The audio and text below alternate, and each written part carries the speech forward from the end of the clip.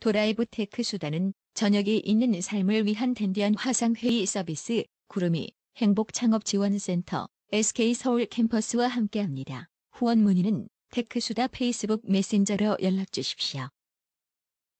도라이브. 네, 안녕하십니까. 2017년 12월 28일 목요일 도라이브 테크수다 올해 마지막 방송을 시작하겠습니다. 네, 오늘 도안구고요. 네, 또 제 옆에 정우성 기자입니다. 네, 정우성.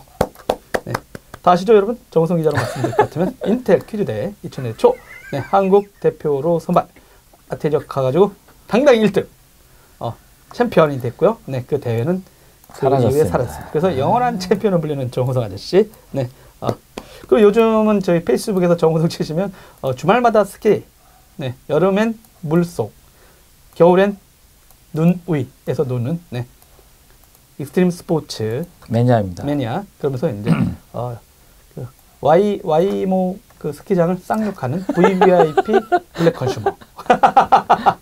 네. 그리고 혹시 진짜 여러분 용평에 가거든, 아이고 Y 어디로 가시거든 한번 페이스북 이렇게 한번 찾아보시고요. 네. 그리고 여러분 참 저희들 이렇게 방송 보시다 보면 가끔 광고가 이렇게 있다 왼쪽에. 네. 조상사네. 네. 여러분들이 광고도 봤습니다. 드디어. 야, 축하드립니다. 네. 그러면 일단 보시면 되게 재미난 영상 나가니까요. 한번 함께 해주시고요. 네, 그러면 첫 번째 뉴스. 진짜 2017년 첫 번째 뉴스.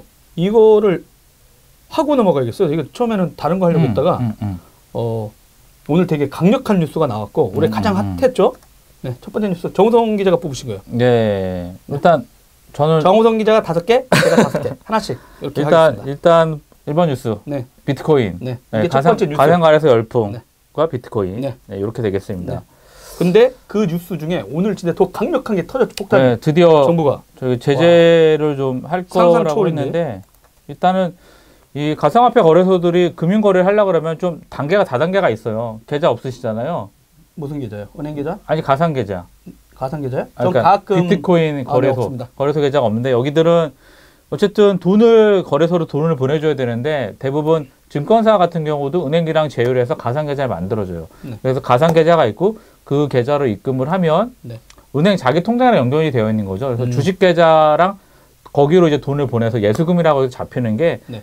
마찬가지로 그러니까 암호화폐 하는 곳들도 마찬가지로 현상을 해야 되는데 이 곳들은 어찌됐든 은행이랑 해야 되거든요. 네네. 은행에서 만들어줘야 되는데 지금까지는 뭐 농협이라든가 우리은행이라든가 별도의 회사들이 만들어줬는데 이제 더 이상 만들어주지 말라라고 정부에서 이제 대책을 내놨고 금융위원회에서? 네, 금융위원회에서 이제 그런 되게 좀 강력한 조치죠. 그래서 기존에 있던 사람들은 이제 그냥 쓸 수는 있는데 그것도 이제 다른 방식을 해야 돼서 거래소 입장에서는 되게 좀 거래소 그 블록체인 거래소들 입장에서는 사실 안 좋은 거고요. 그 거래하는 입장에서도. 근데 저는 이게 근데 거기서 나가서 거래소 폐쇄 특별법도 검토한다는데. 그러니까 거래소 지금 가장 문제가 뭐냐면 네. 거래소 일단 자본금들이 되게 적어요. 그러니까 1억 미만이거든요. 1억 미만인 거래소들이 있어요. 그렇죠. 20억이나 10억 이상 있는 회사가 많지 않았죠. 네. 세 군데 정도밖에 안 되는 상황인 거고. 근데 이 사람들이 벌어들이는 수수료만 해도 수수료 수익이 수천억이에요. 그러니까 그쵸. 엄청나게 증권사들보다 많은 수익을 벌고 있고 거래량도 되게 높기 때문에 근데 실제로 좀 통신사업자인가? 별정사업자로 등록하면 바로 통신사업자로 되어 있기 때문에 바로 네. 들어있기 때문에 사실 거래금이 필요 없는데 그러니까 왜 또 문제가 되냐면 여기에 대한 자금들이 그 거래소가 셧다운이 되는 상황이 발생을 했을 때도 네. 이 거래소들이 과연 거래를 안 하고 있었냐. 그러니까 저는 말씀드리고 싶은 거는 거래소들이 자기네들이 갖고 있는 비트코인이 얼마인지 네네. 자기네 회사 명의로 갖고 있는 게 물론 회사 명의일 수도 있고 다른 사람 개인 명의로 갈 수 있는데 또 이것도 네. 문제가 되는 게 이제 거래소 따라 좀 다르긴 한데 차명으로 거래가 가능해요. 네네. 그렇기 때문에 자금 세탁의 요지도 있고 그리고 코리안 프리미엄을 그래서 해외 글로벌에 대해 거래되는 비트코인보다 훨씬 더 한 20% 이상 비싸게 거래가 되고 있기 때문에 네네. 회사들 입장에서는 해외에 있는 비트코인을 갖고 와서 한국에서 팔고 네. 뭐 이런 식으로 해서 어떤 유형 무형의 어떤 그런 그 자금 세탁에 대한 그런 부분들이 있을 수 있기 때문에 이런 부분도 조사가 돼야 된다. 네. 될 거다라고 저는 얼핏 들었습니다. 그래서 어찌됐든 뭐 내용을 잠깐 살펴보면 사실 너무 뜨거웠어요. 그래서 다시 주말에 크리스마스 양봉이라고 해서 네. 차트 잠깐 보면 11,000불까지 떨어졌던 11,000달러까지 떨어졌던 게 지금 그때 저번에 17,000달러에 한번 사셨었잖아요, 우리. 저희는 팔았죠. 17,000에. 16,000에 16,000에 살았고 그래서 한 2,000불 정도 수익을 봤던 건데 다시 주말에 또 올라갔어요. 그만큼 워낙 낙폭이 떨어졌기 때문에 11,000까지 그래서 이 정도 사도 될 텐데 사실은 두렵죠. 왜냐하면은 더 떨어질까 봐. 예, 지하실이 1층만 있는 게 아니라 3층, 4층, 5층 있기 때문에 근데 대부분 돈들이 많지 않은 상황에서 부담이 많이 됐을 건데 어찌됐든 지금 또 떨어졌어요. 그래서 주말에 16,000인가요? 얼마까지 올라갔냐? 16,000까지 올라갔던 게 지금 그 대책들 발표한 이후로 13,500달러까지 다시 떨어진 상황이고요. 지금 현재까지. 네. 뭐 국내 시세 볼까요? 국내 시세는 얼마나 되는지 모르겠네. 아니 근데 시세를 떠나가지고 이게 그러니까 지금 되게 문제가 그 뭐 미국이나 뭐 전 세계적으로 기존 전통 금융 규제 기관 아니면 이제 그 시장 참여자들 있죠. 전통의 은행으로 불린. 근데 제가 이 그 크리스마스 때 잠깐 그 넷플릭스에서 이제 비트코인 관련된 다큐멘터리가 누가 후배가 있다 해서 한번 봤거든요. 네네네. 근데 거기서도 되게 재미난 내용이 나와요. 어떤 내용이죠? 그러니까 비트코인이 왜 나왔을까가 2008년 금융위기 때문에 나왔다는 거예요. 그렇죠. 그러니까 화폐에 그렇죠. 대한 왜 부분들을 모든 정부가 다 틀어지고 있어야 되나? 이 거래에 대해서. 근데 그러면 그냥 투명한가 그러면?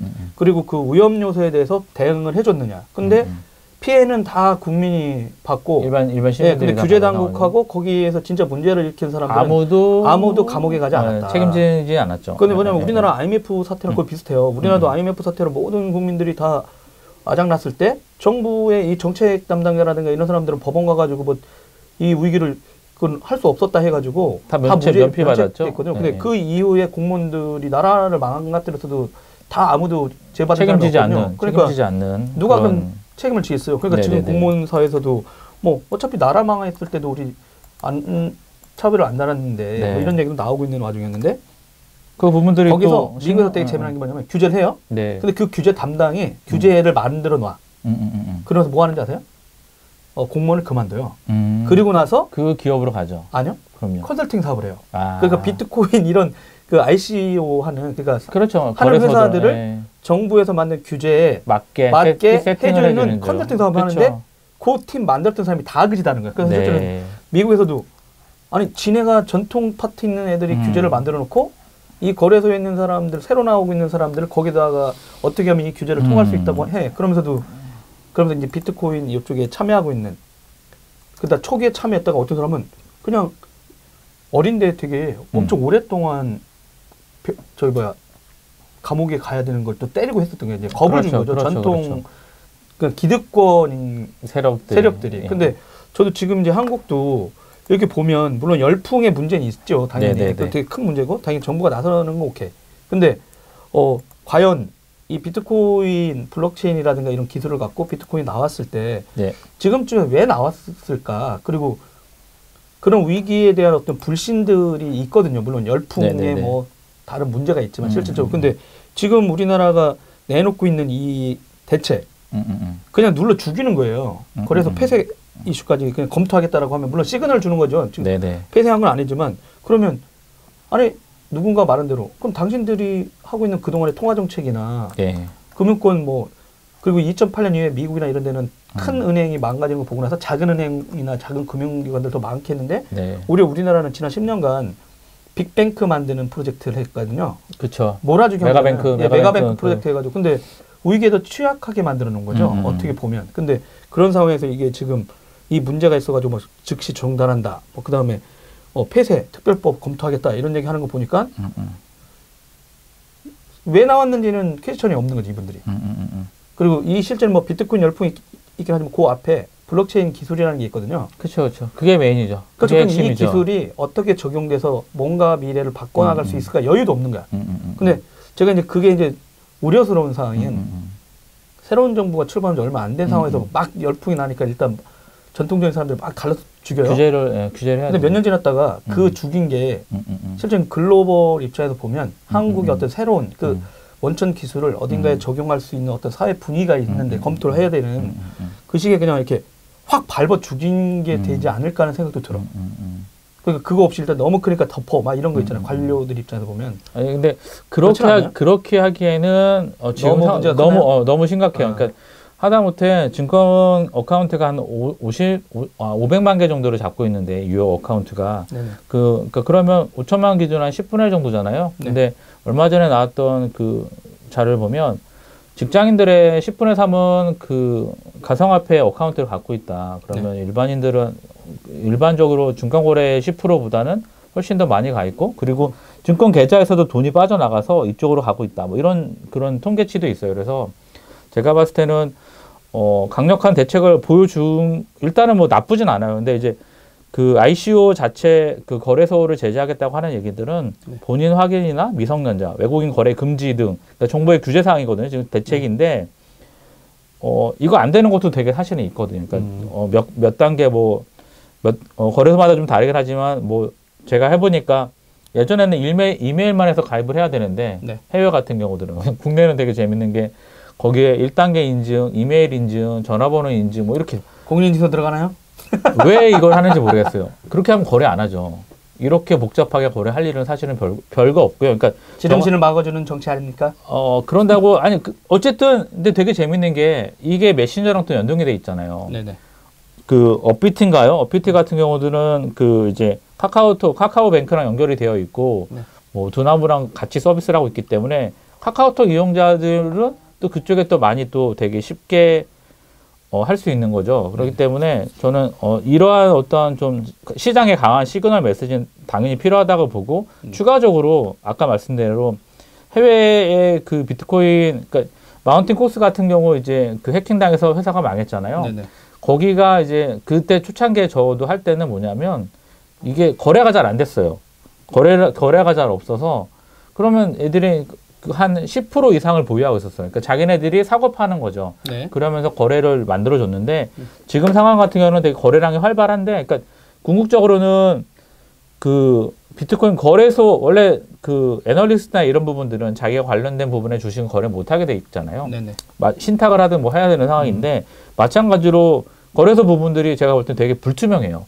자기네들이 그 이용자들 입장에서는 얘네 서버 다운됐다고 거래를 했는데 거래는 다 막아버리고 자기네 거 먼저 팔거나 이런 거 충분히 가능하다고 저는 보고 있기 때문에 그런 부분들에 대해서도 좀 투명하게 할 필요가 있는데. 저번에도 이제 그 다운되고 해킹된 다음에 이제 뭐 보험 들었다고 해가지고 그 회사도 그래서 실제는 저기 디지털 포렌식 팀 이미 들어가서 일단 데이터들 그 안에 들어가긴 했었는데 이제 지금은 포렌식 중이잖아요. 이제 그러니까 거기에 어떤 IT적인 어떤 부정들이 있었는지 그걸 찾아내는 그 팀들이 일단 들어갔는데 아직 결과는 안 나왔거든요. 근데 말씀하신 대로 그게 진짜 조작이 있었다 이렇게 나타나는 순간 일파만파죠. 그렇죠. 엄청난 효과가 있는 거고, 그러니까 사실은 너무 난립이 되어 있고, 그러니까 이게 보증을 못 하는데 비트코인 자체도 보증을 못 하고 있는 상황인데 거래소도 자체도 그렇게 비트코인을, 그럼 그 사람들은 비트코인, 그러니까 다단계 업체들이 많이 하고 있는데 만약에 그냥 상식적으로 다단계 업체들이 돈이 이제 다단계를 하잖아요. 비트코인으로. 그럼 제가 거래소를 만들어요. 그럼 비트코인을 그쪽으로 보내요. 그럼 거기에 해킹을 하거나 아니면 실제로 가상으로만 돌리는 거예요. 돈을 받아서. 그리고 그 돈을 받아서 자기네들은 그걸 해외로 보내요. 되게 재밌는 시나리오 아닌가요? 근데 이제 제가 이제 그 규제나 이 이슈에 대해서는 뭐 들어올 수 있다고 생각해요. 그렇죠. 근데 실제 그런 게 있었거든요. 여러분 그 옥션이라는 데도 제가 이제 취재를 2000년대 이렇게 기자 시작해가지고 처음엔 전자상을 취재할 때 그 옥션에 문제가 있었어요. 그냥 카드깡 이슈가. 그렇죠. 그러니까 특정 물건을 팔고 근데 그 사람한테 짜고 치는 거야. 내가 몇 시에 올린다. 당신이 그걸 사라. 그러면 결제가 되잖아요. 그렇죠. 그 뒷돈 주는 이슈도 있었고요. 그리고 이제 먼저 사고 그 수수료나 뭐 뒤에 캐시백. 캐시백처럼 해가지고 근데 실제는 그게 이제 문제가 되고 금융당국도 이제 어느 순간에 알았죠. 그렇다고 전자상거래를 폐쇄한다고는 않았어요. 그러면서 이제 이거가 안정적으로 갈 수 있게 대안을 찾아라 이렇게 하니까 실제는 그 옥션에서 그 다음에 찾아낸 방법이 에스크로 시스템이에요. 뭐냐면 잡고 있는 거죠. 판매자가 돈 보냈는데 날아간 사례도 엄청 많았거든요. 그리고 보내왔는데 거기 돌 있는 거야 진짜. 여러분 가끔 뭐 이렇게 인터넷 보시면 되게 웃기잖아요. 물건 딱 열었더니 거기 돌 있고 막 그 가짜 물건 보내고 근데 돈은 이미 나갔고 이러다 보니까 그런 게 피해자 사례가 속출했거든요. 그러다 보니까 그럼 옥션 입장에서 그러면 두 계좌 중에 내가 갖고 있는 거죠. 네, 판매자가 보내놔라. 네. 그럼 물건을 잘 받았다고 승인이 되면 보내주고. 그때 거래가 네, 되겠다. 그쵸. 이렇게 하다 보니까 사실 그 시스템이 어떤 전자상거래 신뢰성을 되게 대폭 높이게 됐고, 그렇죠. 사실 그 에스크로우 시스템 때문에 그 이베이에서 일본에서는 그 옥션 하다가 사기 사건이나 해킹 사건이 있었거든요. 그렇죠. 그러다 보니까 일본은 그런 사건이 초기에 발견돼가지고 일어나는 바람에 사람들이 가뜩이나 카드 안 쓰고 있는 문화였는데 그러다 보니까 전자상 처음에 안 움직였는데 한국에서는 그걸 하니까 사람들이 믿어주는 거야, 사업자가. 그러다 보니까 이베이가 그 신뢰성을 높이 사서 투자했어요.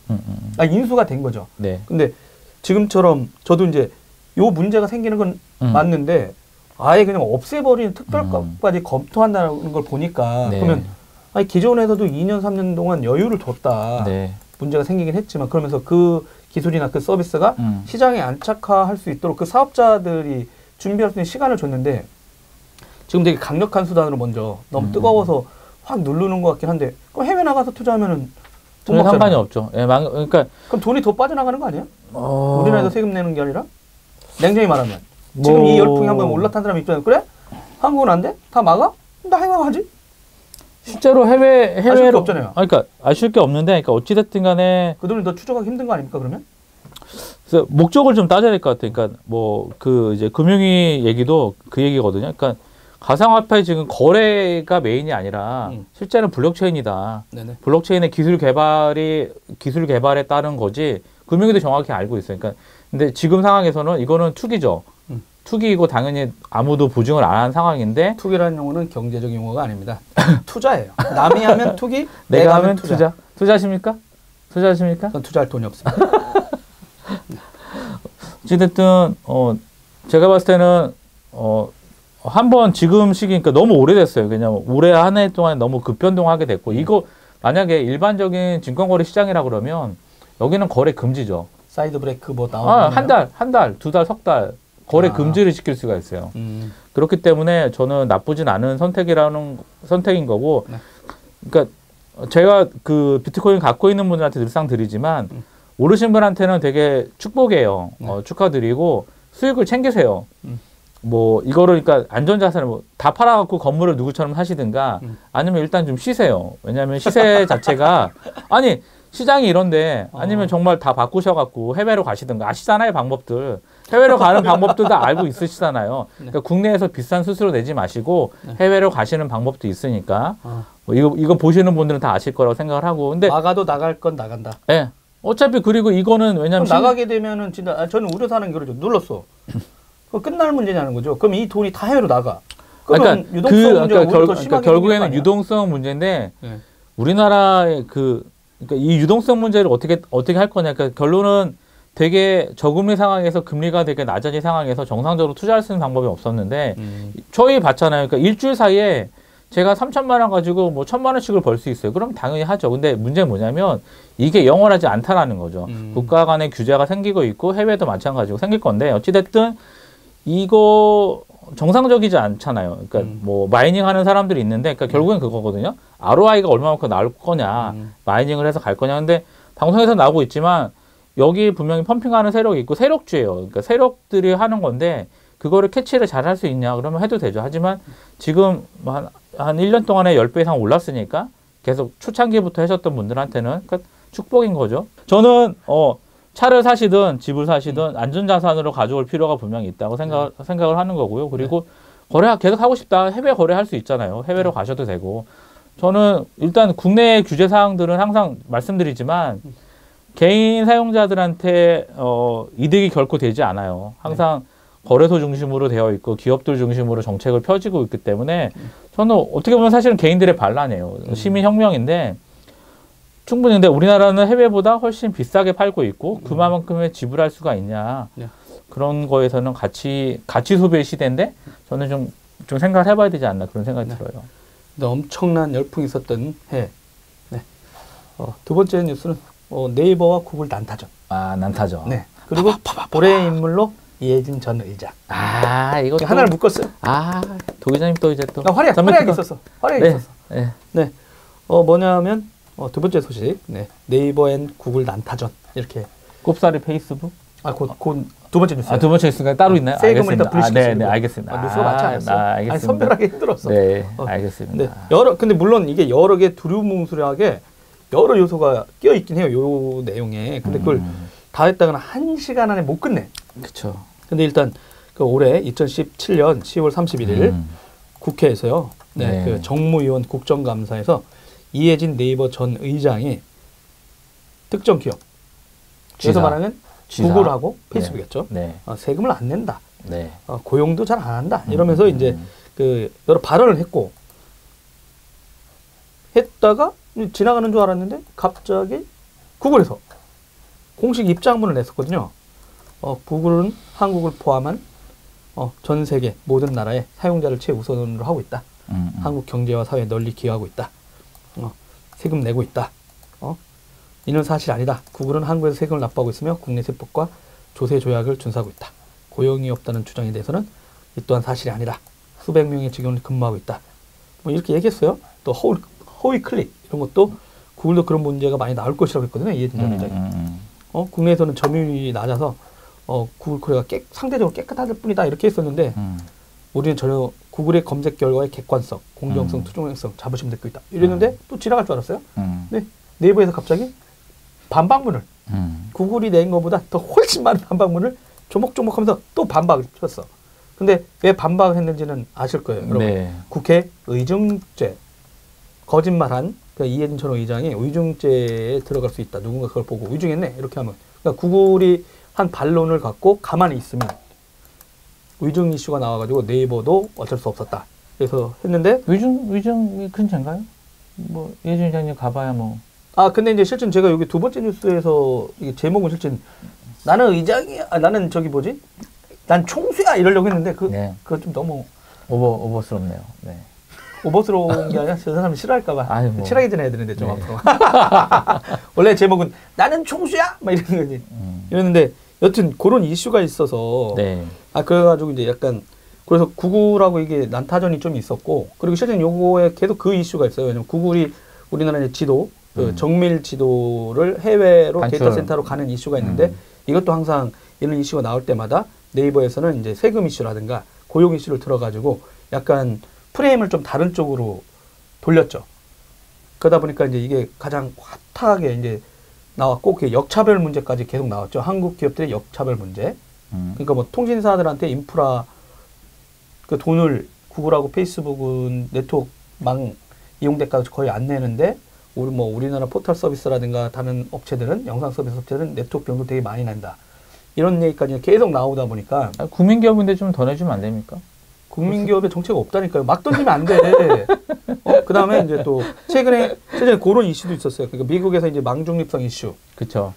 그러니까 이제 통신사에 관련된 사람이 그쪽 정책하는데 이 의원으로 들어가 있고 그 양반이 그 이제 포탈 진영보다 이제 통신 진영이 유리한 거를 지금 통과시켰죠. 그러다 보니까 이제 한국에서도 이제 이 여파가 있냐 없냐 갖고 이런 이슈가 있어서 네이버의 이 행보 자체가 어떻게 보면 구글하고도 티격태격하는 이슈가 있고요. 역차별 문제도 나오고 그다음에 이제 통신사들하고 이제 또 내년에 어떻게 한국에서 될지 모르지만 망중립성 이슈도 있고 해가지고 그다음에 또 총수로 지정된 문제. 이거 하나는 했더니 뭐 얘네만 해도 10개네 이렇게 했는데 그냥 말로는 구글하고 난타전인데 약간 그런 뉴스를 좀 많이 넣었어요. 그래서 어떻게 될 것 같아요 내년에? 어떻게요? 예? 네이버와 구글의 2차전 2라운드. 아니죠. 구글 입을 싹 씻었고 세 번째 뉴스가 있는데 제 뉴스에 그 다음에 같이 가시면 되죠. 세 번째 뉴스는요. 페이스북이 2019년에 각 나라별로 제도를 따라서 세금을 내겠다. 이거는 그러니까 뭉뚱그리가 애매모호한 찢어내서 한 거예요. 왜냐면 그래서 얘네가 이제 공식적 블로그에 올렸거든요. 그러니까 어떻게 보면 페이스북은 구글 니네 당해봐라 푹 찌른 거지.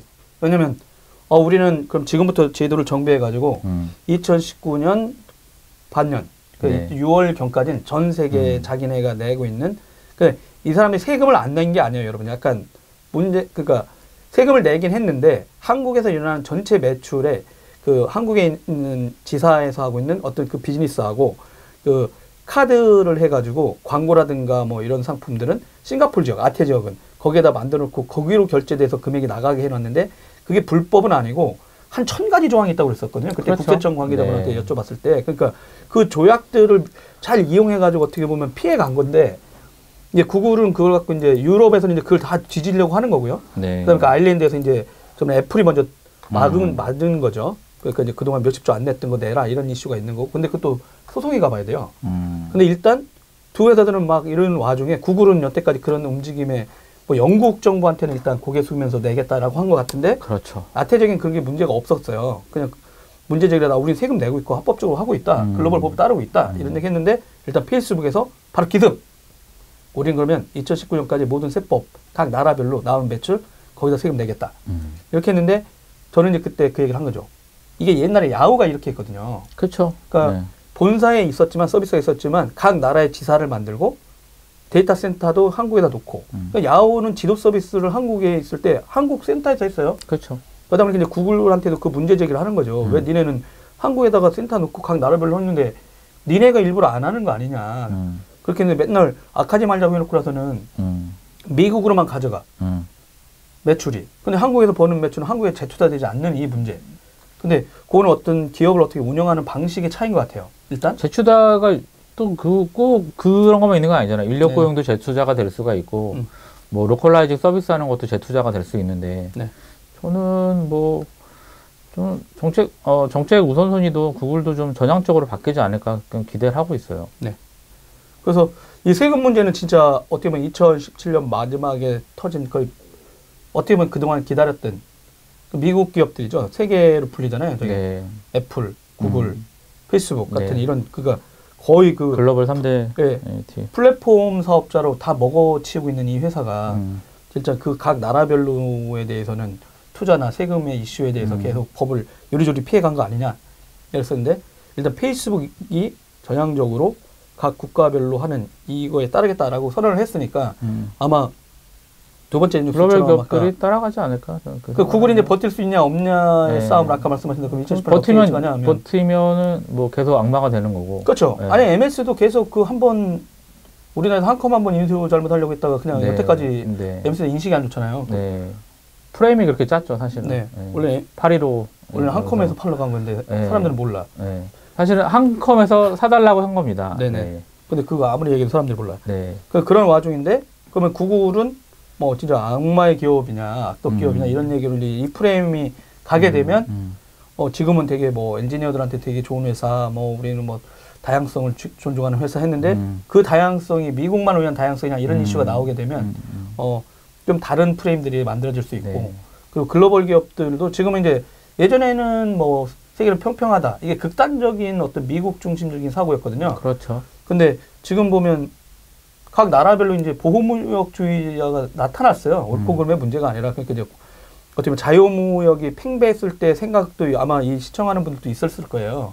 근데 지금은 각 나라별로 그 자유무역을 해가지고 한 20년 흘렀더니 부자만 부자 되고 더 중산층은 몰락했다. 이게 지금 전 세계적으로 나오는 문제잖아요. 근데 그거를 이용해가지고 각 국가별로도 보면 지금 보호무역들이 지금 창궐하고 있는 상황이니까 그게 옳고 그름의 문제는 아닌 것 같아요. 그러니까 지금 시기적으로 요즘 나오는 세태나 세계적 흐름상 보호무역주의가 나오고 있는데 과연 구글이 여전히 그런 자유무역의 신봉자인 것처럼 하면서 세금은 가져가는 이 이슈에 대해서 언제까지 이제 우리는 악하지 말자 했는데 네네. 이제 피해갈 수 있을지 요것도 관심 있는 상황이에요. 근데 그게 페이스북이 찔렀다는 게 재미난 거죠. 근데 뭐 어쨌든 페이스북이 근데 그 글로벌에서 가장 그 직원 복지라든가 이런 쪽에서 되게 좋은 평가를 받고 있고 직원 사내 복지 제일 좋은 회사로 1등으로 뽑혔잖아요. 그러니까 그런 것만 보더라도 어떤 뭐 일단 CEO가 젊어서 그런지 어쨌든 그런 대표 아니요, 저는 또 이제 노림수가 있죠. 어떤 노림수가 또 있나요? 또 얘네들은 중국 가고 싶어요. 페이스북이요? 아니 중국도 그렇고 구글도 그렇고 가장 큰 시장이에요. 15억이에요. 그렇죠. 그러면 얘네들은 확실하잖아. 검열 참여할 거야? 세금 어떻게 할 거야? 이게 계속 물어보는 건데. 두 가지 이슈. 그러면 거기 가면서 고개 숙였다간 야 이렇게 손가락질 받잖아요. 그리고 이번에 진짜 되게 재미난 이슈가 있었는데 에릭 슈미츠가 드디어 이사회의장에서 물러나요. 그렇죠. 구글에서. 근데 실제 이 양반이 그 구글 코리아 그 레리 페이지하고 그 사람 쓰레기 불인. 둘. 이 사람들이 중국하고 이 검열 문제 러시아 사람들이라 네, 그래서 민감했었는데 이 사람은 선 출신이었어요. 그리고 맨날 이제 당한 거야. 마이크로소프트한테 당하고. MSI 그러다가 때, 그쵸. 구글에 이제 가가지고 잘 됐는데 이분은 중국은 비즈니스적으로 쳐다봐야지 그 검열로만 쳐다보면 안 된다. 그렇죠. 돈 되는 그 거 얘기를 많아요. 이제 젊은 친구들 했지만 이 젊은 친구들이 완강했죠. 그래서 실제 다 철수한 건 아니고 홍콩으로 살짝 뺀 거야. 그렇죠. 본토에서는 좀 빠진 건데. 근데 어떻게든지 여기도 중국 시장에 좀 들어가고 싶어 하는 거죠. 근데 보면 저는 페이스북은 중국 분이잖아요. 여자분이 또. 네네네. 그래서 애한테 또 중국말로 가르쳐가지고 인사도 해. 아, 그럼요. 난 그러니까 야, 좀 대단하다. 중국 시장 가고 싶어가지고 그 마음을 사고 싶어가지고 계속 두드려. 근데 뭐 시간 싸움이긴 하겠지만 중국 시장에 어떻게든지 들어가고 싶어 하잖아요. 그러면 그 룰을 근데 중국을 위해서 룰을 바꿔봐. 손가락질 다 받을 거 아니야. 그렇죠. 그럼 2년 동안 준비해가지고 각 나라를 한다고 하니까 이미 지금부터 박수 받고 있잖아. 그렇죠. 그럼 중국이 원하는 거 그냥 해주면 쓱 들어갈 수 있지 않을까란 그냥 저만의 도항구 기자를 꼼수? 전략적인 스트레지직 담당으로 강력하게 추천해 드립니다. 네, 서준석 기자가 이게 길어지니까 하품을 하고 있네요. 아, 네. 재미가 없는 거예요. 하품면 재미가 없어서 하품. 재미가 없어서. 그래? 재미가 없어서. 재미난 얘기인데. 네. 네, 권명관 얼마지? 기자가 도승배 중섭에 오늘도 네, 페이스북은 낸다고 했으니까 구글은 넷플릭스는 어떻게 하려나. 아, 그렇죠. 그 이슈라니까. 넷플릭스도 걸려 있군요. 아, 넷플릭스는 아직 로컬에서는 좀 구글이랑 이런 데랑 비교하기는 좀 그렇고 아마 근데 이거 이게 뭐 글로벌 기업들이 먼저 하는 것보다 국내 법이 먼저 정리가 돼야 되는 상황인 거죠. 이게 뭐 클라우드 시대에 서버가 존재하고 뭐 이런 부분들도 클라우드 그래 서버 상관없어 뭐 이런 식으로 좀 전향적으로 우리나라도 세법이라든가 이런 부분도 좀 전향적으로 바꿔볼 필요가 있을 것 같아요. 옛날에 20년 전, 30년 전 프레임을 가지고 지금 기업들한테 적응을 하려고 하면 그분들은 다 이렇게 삐져나가죠. 도 기자님 살처럼 이렇게 쭉쭉. 이낙연 총리께서 그 얘기 하셨죠? 어떻게요? 규제는 그쵸. 내비두면 네. 중년 남자의 배처럼 무한정 늘어난다. 그럼요. 계속 해야 되기 때문에 그러니까, 좀 스마트한 그런 정책들이 좀 필요할 것 같아요. 저는 생각이. 네, 여러분은 지금 2017년 12월 28일 목요일 도라이브 테크수다 마지막 방송, 올해 마지막 방송을 듣고 계십니다. 네. 지금 3개 얘기했어요. 네. 첫 번째 비트코인 열풍, 두 번째가 네이버 구글 난타전, 그다음에 나는 의장이야, 네. 아니, 나는 총수야, 뭐 이거였고, 또 세 번째가 일단 요 세금 문제, 네. 페이스북 세금 문제. 그럼 네 번째는 어떤 겁니까? AI와 머신러닝으로 잡았어요. 우리 10개 안 되겠는데? 나도 이거 했는데? 아, 그래요? 아니, 뭐, 하면 되죠, 뭐. 일단, 그래서, 뭐, 같이 하면 되잖아요. 그래서, 변방에서 주류로, 그러니까 사실은 좀 멀리 있었는데, 네. 하드웨어들의 발달과, 그리고 소프트웨어 기술의 발달로 인해서, 사실은, 알파고가 큰 역할을 했잖아요. 네네네. 구글 딥마인드. 구글, 전 이래서 좋아요, 구글 딥마인드. 네, 어찌됐든. 아니요, 이제, 네. 어떻게 보면 그게 세상이 바뀌는 변곡점이에요. 그쵸. 예전에 사람이 똑똑했잖아요? 네. 똑똑했나요? 똑똑한 사람들이 세상을 다 바꿔왔잖아요. 천재들이 세상을 바꿔온 거죠. 네. 근데 지금 이제 네. 인공지능이 바꿔요. 네. 데이터만 계속 주면 돼. 네. 그러니까 인공지능이 알아서 발전하는 세상에 그 사람 머리가 좋았던 시대가 있었는데 어떻게 보면 사람 머리가 이제 끝난 거야. 인공지능을 못 이겨. 왜? 데이터를 내가 뇌로 처리할 수 있는 게 한계가 있었거든요. 네네네. 근데 이 컴퓨팅 파워, 그 다음에 거기 수많은 선배가 말했던 어떤 하드웨어의 어떤 기술들, 그 다음에 소프트웨어의 어떤 알고리즘 이슈, 이게 딱 되면서 여기에서 필요한 건 오직 데이터. 계속 데이터를 학습시켰으면 이게 이제 무지막지하게 지금 퍼지는 거고, 그리고 지금 구글 딥마인드 사장이 있었거든요. 네. 하사비스였나? 네. 데미스 하사비스. 그분이 했던 내용이 지금 다시 떠오르더라고요. 올해 다시 네. 한번 그 작년에 이제 알파고 하러 왔을 때 네. 뭐라 했냐면 그때 IBM 쌍욕했거든요. 제가 이제 IBM 인공지능. 근데 왜 그랬냐면 자기는 범용 AI를 만들고 싶다 이랬어요. 네네네. 그러니까 그동안에 IT 진영에서 인공지능으로 준비했던 팀들은 범용이 아니고 말로는 범용처럼 된다고 말은 했지만 각 영역별로 다 뜯어 고쳐야 되고 별도의 알고리즘과 별도로 계속 했었는데 자기네는 이 하나의 알고리즘으로 다양한 산업군에 적용되는 범용 그 더 무서운 거예요 실제는. 그러니까 하나로 다 해보고 싶은 거죠. 바둑도 잘 두고 그 다음에 말씀드린 대로 이제 뭐 당뇨병 환자 중에 네. 몇 %는 자꾸 안구에 의해서 이제 시력이 없어지는 망막에 손상이 있는 그 유전자들인데 그런 것도 좀 치료하고 싶고 그러니까 다 자기네 알고리즘 상에서 해주고 싶은 거야. 그거에. 근데 더 무서워지죠 지금 계속. 네네네. 바둑도 알파제로 이제 알파 고도 아니에요. 그거 아세요? 알파로 이름이 또 바뀌었어. 베타로 네. 바뀌는 이제. 베타로 가겠죠. 만약 간다 보면. 네, 그러면 근데 얘네는 계속해서 진화되고 있는데 되게 무섭죠. 인공지능에서. 그 서비스를 쓰는 사람들은 되게 재밌는데 실질적으로 보면 그 게임을 쫓아갈 수 있을까? 네네네. 이런 내용이 들더라고요. 어떠세요, 인공지능? 사실 좀 무섭기도 해요. 왜냐하면 예전에는 어떤 학습에서 했는데 지금은 그 알파고 처음에 만들 때 그 구글이 투자했던 그거를 보면 핑퐁 게임 아시죠? 핑퐁 게임. 네네. 핑퐁 게임을 처음에 시뮬레이션을 해가지고 이제 돌리는데 처음에는 뭐 얘가 공이 갔다 오는 거를 잘 못 맞춰요. 근데 이제 시간이 갈수록 공을 맞추는 걸 뿐만 아니라 네. 그 벽돌 깨기 브릭 게임의 가장 큰 장점은 한 곳을 뚫고 그쪽으로 이제 공을 보내서 그러면 지가 알아서 막 미친 듯이 돌아다니면서 벽돌을 깨잖아요. 네. 근데 결국에는 일주일 학습시키니까 자기가 가장 빠른 시간에 가는 걸 찾는 거죠. 근데 그게 아니라 알파고 제로 같은 경우들은 기보를 알파고처럼 뭐 기보를 학습시킨 게 아니라 자기 스스로 하면서 깨우쳤으니까 이런 AI들이 어떤 뭐 기계 산업이라든가 이런 데 적용이 되면 뭐 사실은 되게 좀 두려워요. 개인적으로는. 이게 정말 10년 뒤에 뭐 알파, 베타, 감마 이런 식으로 쭉 가서 그게 어떤 식으로든지 이제 AI랑 적용이 돼서 뭐 로봇이랑 이런 쪽에 적용이 되면 뭐 어떤 미래가 올릴지 궁금하기도 하지만 사실 그래서 지금은 이제 뭐 음성 서비스라든가 뭐 어떤 어시스턴트죠. 네네. 비서 쪽 이슈라든가 그다음에 이제 뭐 스피커 쪽 얘기 그다음에 아니면 이제 그런 문제들 이슈 때문에 더 그런지 모르겠지만 이쪽이 뭐 의학 문제, 네. 지구의 난제를 해결한다 이러면서 이제 조금 피해가고는 있어요. 네. 근데 과연 그런 것들이 그들이 말한 대로 실질적으로 지구의 난제를 해결하는데 계속 적용될지 아니면 전혀 다른 아까 말한 대로 뭐 그 밑에 있는 인력 대체 이슈들 네, 그쪽으로도 계속해서 이제 진짜 일자리 이슈라든가 이런 걸 해결할지 이런 것도 좀 관심사죠.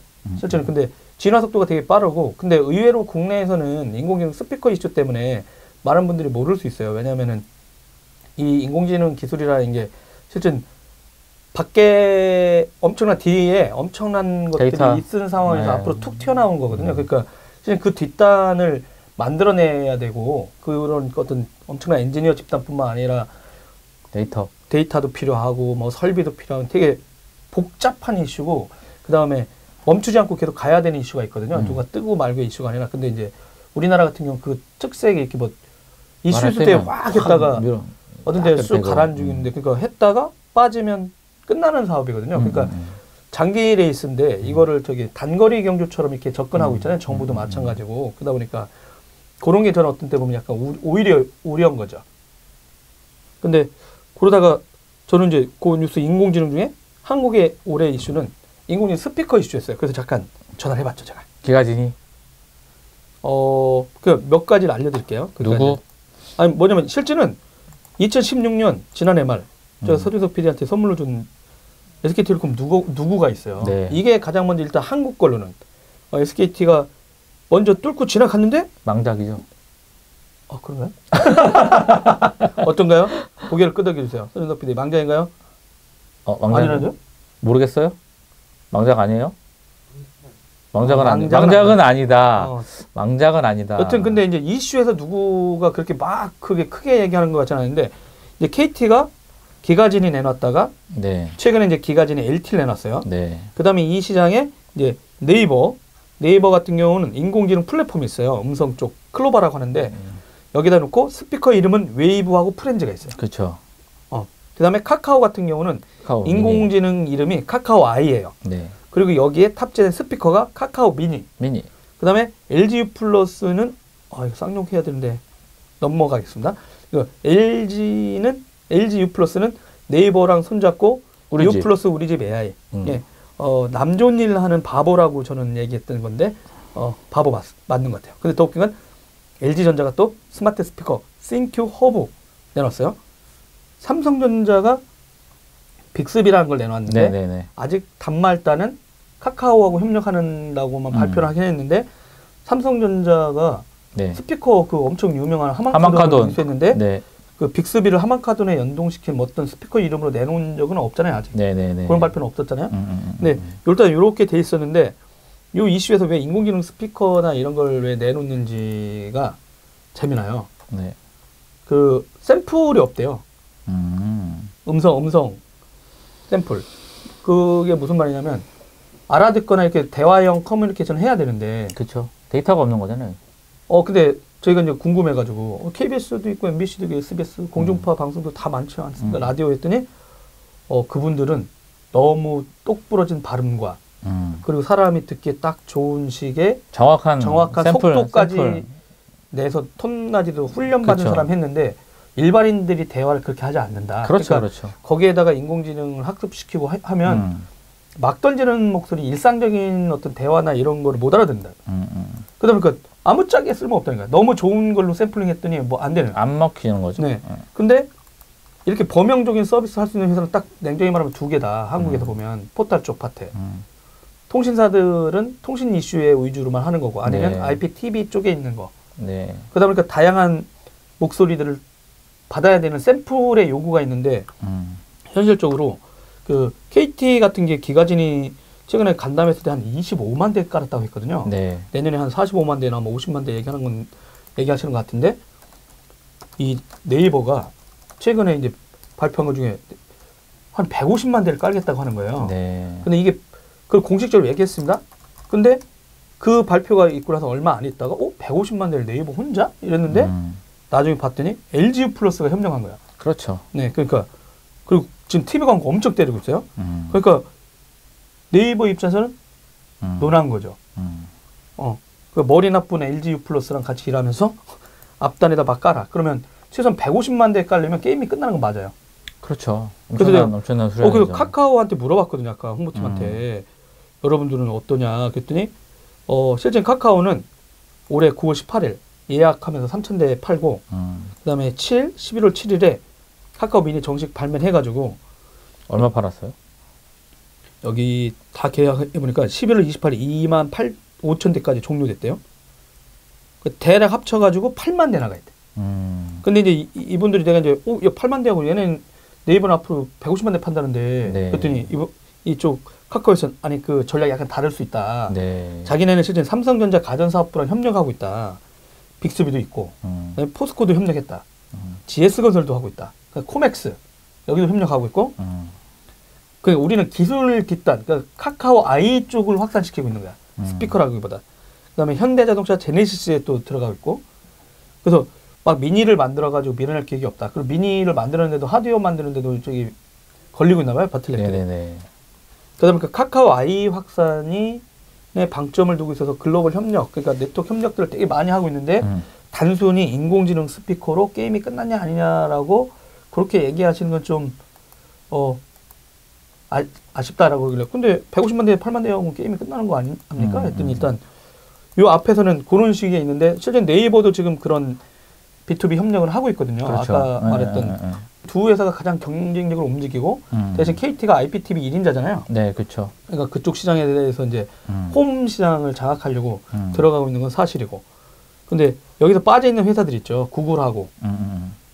처음에 이런 인공지능 스피커 같은 거 만든 건 이제 저게 아마존인데 아마존은 아직 영어로 되고 있고 전자상거래가 한국에 안 들어와 있다 보니까 그렇죠. 한국에서는 알렉사라든가 이런 이슈는 없는데 글로벌하게는 이번에 CS 거기에서 이제 엄청나게 많은 인공지능 이슈들이 구현대에서 보여줄 것 같아요.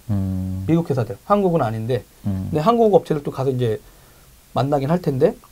근데 우리나라에서는 일단 그 아마존은 빠져 있고요. 구글이 어시스턴트. 그러니까 말하면 되게 잘 받는 그렇죠, 기사가 있는데 그렇죠. 그거를 V30부터 탑재돼 있어요. 아, V30. 그렇죠. 네, 그러니까 이제 새로운 운영체제, 안드로이드 새로운 운영체제들 위에부터는 이제 지원해요. 근데 이게 이제 과연 일상적인 곳으로 막 들어올 수 있는지 아니면 구글 홈 같은 것도 있는데 거기 아직 영어로만 되고 있잖아요. 그렇죠. 근데 그런 데이터베이스가 TV 쪽 없어서. 근데 구글 홈을 한국에서 누가 이렇게 밀어주는 회사는 LG 플러스인데 예전에 LG의 가전하고. 그렇죠. 근데 이제 그것도 한국에서도 강력하게 밀 거냐 LG가 남존 일을 계속 할 거냐. 근데 뭐 스피커도 일단 독자적인 누구는 독자적인 노선도 가고 누구는 그냥 잘하는 사람 협력하고 있는 LG는 이제 막 중구난방으로 가고 섞여 있는 거죠 정책이. 네. 근데 일단 한국에서는 가장 강력한 사업자들이 일단 다 들어와 있는 이슈. 스피커 쪽에 보시면. 네. 어떤 스피커 뭐 사신 거 있어요? 저는 일단 제가 말씀드린 대로 아까 그 누구는 너무 실망해서 좀 뭐야? 네. 그렇게 생각을 하고 있고. 솔로 실화 있으면 좋을 텐데. 솔로 이번에 라인 광고 못 봤어요? 일본에? 아니요. 못 봤는데. 못 봤어요? 네. 그 멋진 광고를? 아니 뭐 있나요? 라인에? 그거 보면은 네. 사야 되나요? 스피커를? 뺄 수밖에 없나요? 아니 그게 이제 어떤 여자 같은 팅커벨 같은 애가 팅커벨? 요 안에 들어와 있어. 얼핏 본것 같기도 하다. 홀로그램처럼. 얘가 말해. 이렇게 하다가 나 직장 갔다 올게. 뭐 잘 갔다 오세요. 이렇게 했다가 내가 회사 가요. 네. 회사 가 있는데도 얘하고 채팅이 가능해. 띵동 띵동 띵동 이렇게 하다가 집에 들어와. 네. 나 이제 언제 도착할 것 같아. 네. 이렇게 하고 하다 보면 집이 불이 켜져 있어. 네. 그래서 그 전에는 혼자 살 땐. 네. 그잖아요. 쓸쓸하게 집에 갈 때 불이 꺼져 있잖아. 근데 집에 이렇게 불이 켜져 있어. 그래서 근데 내가 그걸 보다가 오성희 형이 생각났어요. 그러다가 전 거기다 한 발 더 나갔죠. 어떻게 해요? 예전에 정우성 기자가 보내준 그 VR 성인 영상이 있었거든요. 그걸 체험하는 영상 있잖아요. 차마 여러분 공유할 수 있는, 여러분 다 보셨을걸? 차마 볼 수 없는 VR을 눈에 끼고 성인용 무슨 인형 이런 미치겠다. 여자 인형을 뭘 갖고 뭘 하는. 그래서 야 이게 일본이니까 얘는 그쵸. 진짜 그런 대화형 시스템에 막 이런 거를 진화시켜서 홀로그램 만들어 놓고 그러면서 집에 나간 사람하고 대화하고. 그러니까 진짜 허라는 그 영화 같은 그런 네네. 게 얼마 멀지 않은 것 같아. 근데 또 이게 일본에서는 또 막 그걸 하고 있으니까. 엄청 빨리 되고 있죠. 그러니까 VR 산업의 혁신은 뭐 이제 게임도 있긴 하겠지만 성인 쪽 산업에서 가장 먼저 하고 있고, 왜냐면은 DVD 뭐 멀티앵글이라든가 뭐 하여튼 그런 쪽에 가장 먼저 적용이 되는 경향이 있어서 뭐 빨리 성인물들 같은 경우도 뭐 그 3D 입체도 성인물이 좀 먼저 나왔고 뭐 그랬으니까 어쨌든 재밌을 것 같아요. 알겠습니다. 그래서 그 스피커 전쟁, 내년에 이제 홈을 둘러싼 시장인데 이번에 그 내년 2008년 그 1월 9일부터 10일, 그때 8일 그때 진행되는 CES에서 인공지능이 어떻게 적용되는지 그것도 저희가 가지 않습니까? 네, 가서 한번 또 생생한 현장 라이브를 좀 전달해 드리겠습니다. 다섯 번째 뉴스는 뭘로 하실 겁니까? 다섯 번째 삼성 얘기 잠깐 할게요. 삼성전자와 네. 그 SK 하이닉스 호황. 네, 메모리 호황. 네, 메모리 호황. 뭐 영업이익률 엄청 나고. 그러니까 일본의 10대 기업들 다 합쳐도 삼성전자 올해 끝나면 삼성전자가 인텔을 처음으로 넘죠. 분기 이익을 넘어선 게 아니라 전체 매출이 넘어서는 거죠. 첫 해가 되는 거죠. 그렇죠. 한 번 정도 이긴 적이 있는데 전체 매출은 항상 인텔한테 조금씩 졌는데. 그렇죠. 올해 2017년 완전히, 매출이 완전히 인텔을 넘어선 해? 네.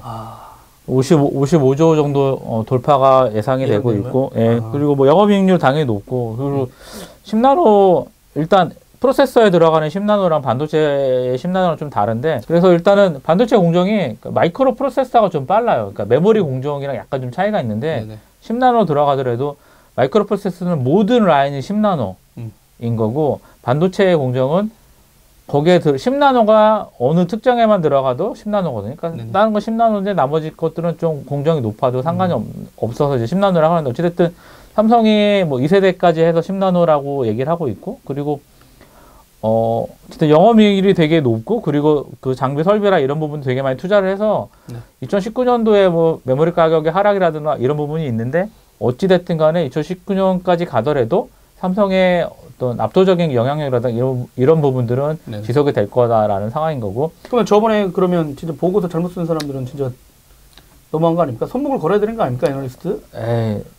예측은 틀리기 위해서 하는 거예요. 애널리스트 그러니까 먹고 사는 거죠. 그 증권사 리포트들 중에 한 1000건 있는 걸 백데이터로 돌려보면 맞는 거는 한 3% 이내일 거예요. 그리고 근데 왜 그 사람들이 전문가 행세예요, 그러면? 맞추지도 못하고 예측도 못하는데. 그러니까 전문가죠. 보통 다른 데도 그러면 사기꾼 내지는 저기 늑대가 나타났다고 했던 거짓말을 했더니 양치기라고 손가락질 받는데 우리나라는 근데 맞추지도 못하거나 시장 주체들이 예측 못하는데 전문가라고 해서 맨날 맞히면 그 사람들이 그거 하고 있겠습니까? 직접 투자하죠.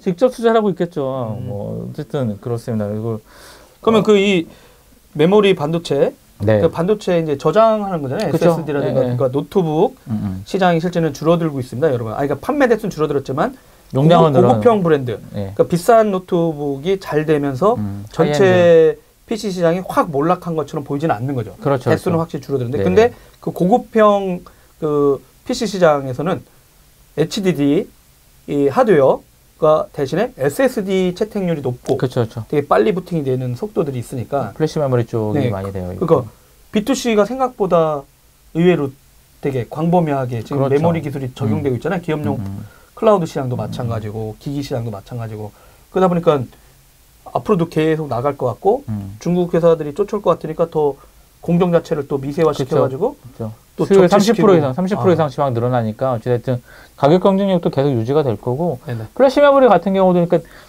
그 일단 저희가 쓰는 콘텐츠들이 되게 하이 레졸루션을 쓰고 있어요. 그 영상 같은 경우는 4K 영상도 이제 스마트폰에서 지원을 하고 그래서 대용량의 메모리를 쓰게 맞다. 되고 또 지금 4K, 4K부터 해가지고 막 이런 또 영상이 또 고화질 이슈가 그렇죠. 울트라 초 네. 캡숑 예, 예. 이렇게 들어오니까 또 저장해야 되고 그렇죠, 그렇죠. 뭐 그래서 4K가 표준인데 지금은 또 표준화 작업은 8K 하고 8K 로 있고 가고 10K 하고 있고 막 이러니까 네네. 영상 저장하는 건 되게 높아지는데 이제 또 일반 하드에서는 그만큼의 어떤 그 트랜스퍼 레이트가 나오지 않기 때문에 꾸준하게 서스테인하게 나와야 되거든요. 그러니까 네네. 기본 그래서 되게 높아질 게 되고 어쨌든 삼성은 그 반도체도 있지만 플래시 메모리도 반도체 일반 D램도 있지만 플래시 메모리도 있고 하니까 뭐 이건 정말 꾸준할 것 같고 이제 또 신의 한 수였던 SK 하이닉스의 또 도시바의 또 지분 투자 이런 관계들도 있고 그거 진짜 되게 못하는 거 아니냐. 네. 그래서 이제 막 일본도 막 어떤지 기술을 안 뺏기려고 막 했고 거기에 또 그 중국 회사들이 중국에서 들어오고 자본 투자 또 아니면 또 대만의 홍하이인가요? 홍하이그룹 예. 네. 또 여기 또 했는데 일단 중국 대만 자본과 일단 중국 자본은 안 된다. 미국에서 이제 해서 하고 네. 해서 어쨌든 뭐 저기 큰 집 가셔서 공부 많이 하신 모양이에요. 그래서 일단은 네 어찌됐든 반도체 인수하고 메모리 SK 그렇잖아요. 신의 한 수잖아요. 네. 뭐 SK 하이닉스 인수하고 그 다음에 도시바에 지분 투자하고 이런 거 자체가 근데 일본이 사실은 얄밉긴 하지만 어찌됐든 기술적으로는 삼성전자 다음에 넘버 2순위이기도 하고 시장 점유도 마찬가지로 해서 어쨌든 근데 이것도 이제 좀 복잡한데 나중에 어찌됐든 지분 구조 사모펀드랑 이렇게 해서 같지만 어찌됐든 하이닉스 쪽에서 뭔가 어떤 테크놀로지를 좀 갖고 오는 그래서 좀 더 자기네들 지금 SK 하이닉스 갖고 있는 그런 플래시 메모리 기술들을 삼성전자만큼 끌어올려야 되는 그런 좀 이슈들이 있을 거예요. 근데 하이닉스 자체가 어찌됐든 공정 기술은 떨어지긴 하지만 양산하는 거나 이런 부분들은 되게 기술이 뛰어나기 때문에 나쁘진 않을 것 같고 어찌됐든 삼성전자 그 2018년도 예상이 한 3분의 1 정도로 예상을 해요. 그러니까 영업이익이 3분의 1이니까 충분히 그만큼 가지고 투자를 한다 그러면 정말 메모리 쪽 관련해서는 그냥 일개 중국이라는 국가랑 붙어도 중국이 100조를 투자한다고 하지만 어찌됐든 충분히 버틸 수 있지 않을까. 최근에 그 중국발 뉴스 하나 나오지 않았나요? 어떤 오히려 뉴스죠? 중국 정부가 네. 삼성전자한테 너무 네. 높게 책정하는 거 아니냐. 그러니까 중국 그 스마트폰 업체들이 그렇죠. 워낙 다 플래시 항의를 네. 그 자기네 1대1로 싸워가지고 삼성하고 이렇게 바이닝 파워가 안 생기니까 오히려 정부한테 가가지고 제가 너무 높게 받아가지고 우리 부품 가격이 너무 올라갈 것 같아요. 완제품이. 어떻게 말 좀 해봐. 이런 누가 민원을 넣는지. 그래서 최근에 중국 정부가 삼성전자한테 만나자. 그러니까 메모리 가격 너무 높게 한 거 아니야? 이런 얘기가 잠깐 나왔거든요. 그렇죠. 근데 그래서 어이가 없는 게 사실은 왜냐면은 동네 애들끼리 이렇게 놀고 있는데 와서 윗동네 큰형이 와가지고 이러지 않아. 이러면 안 돼. 형 수준이 아니야. 그러니까 어찌됐든 간에 그냥 학교에서 애들이 이러고 부모가 왔어요.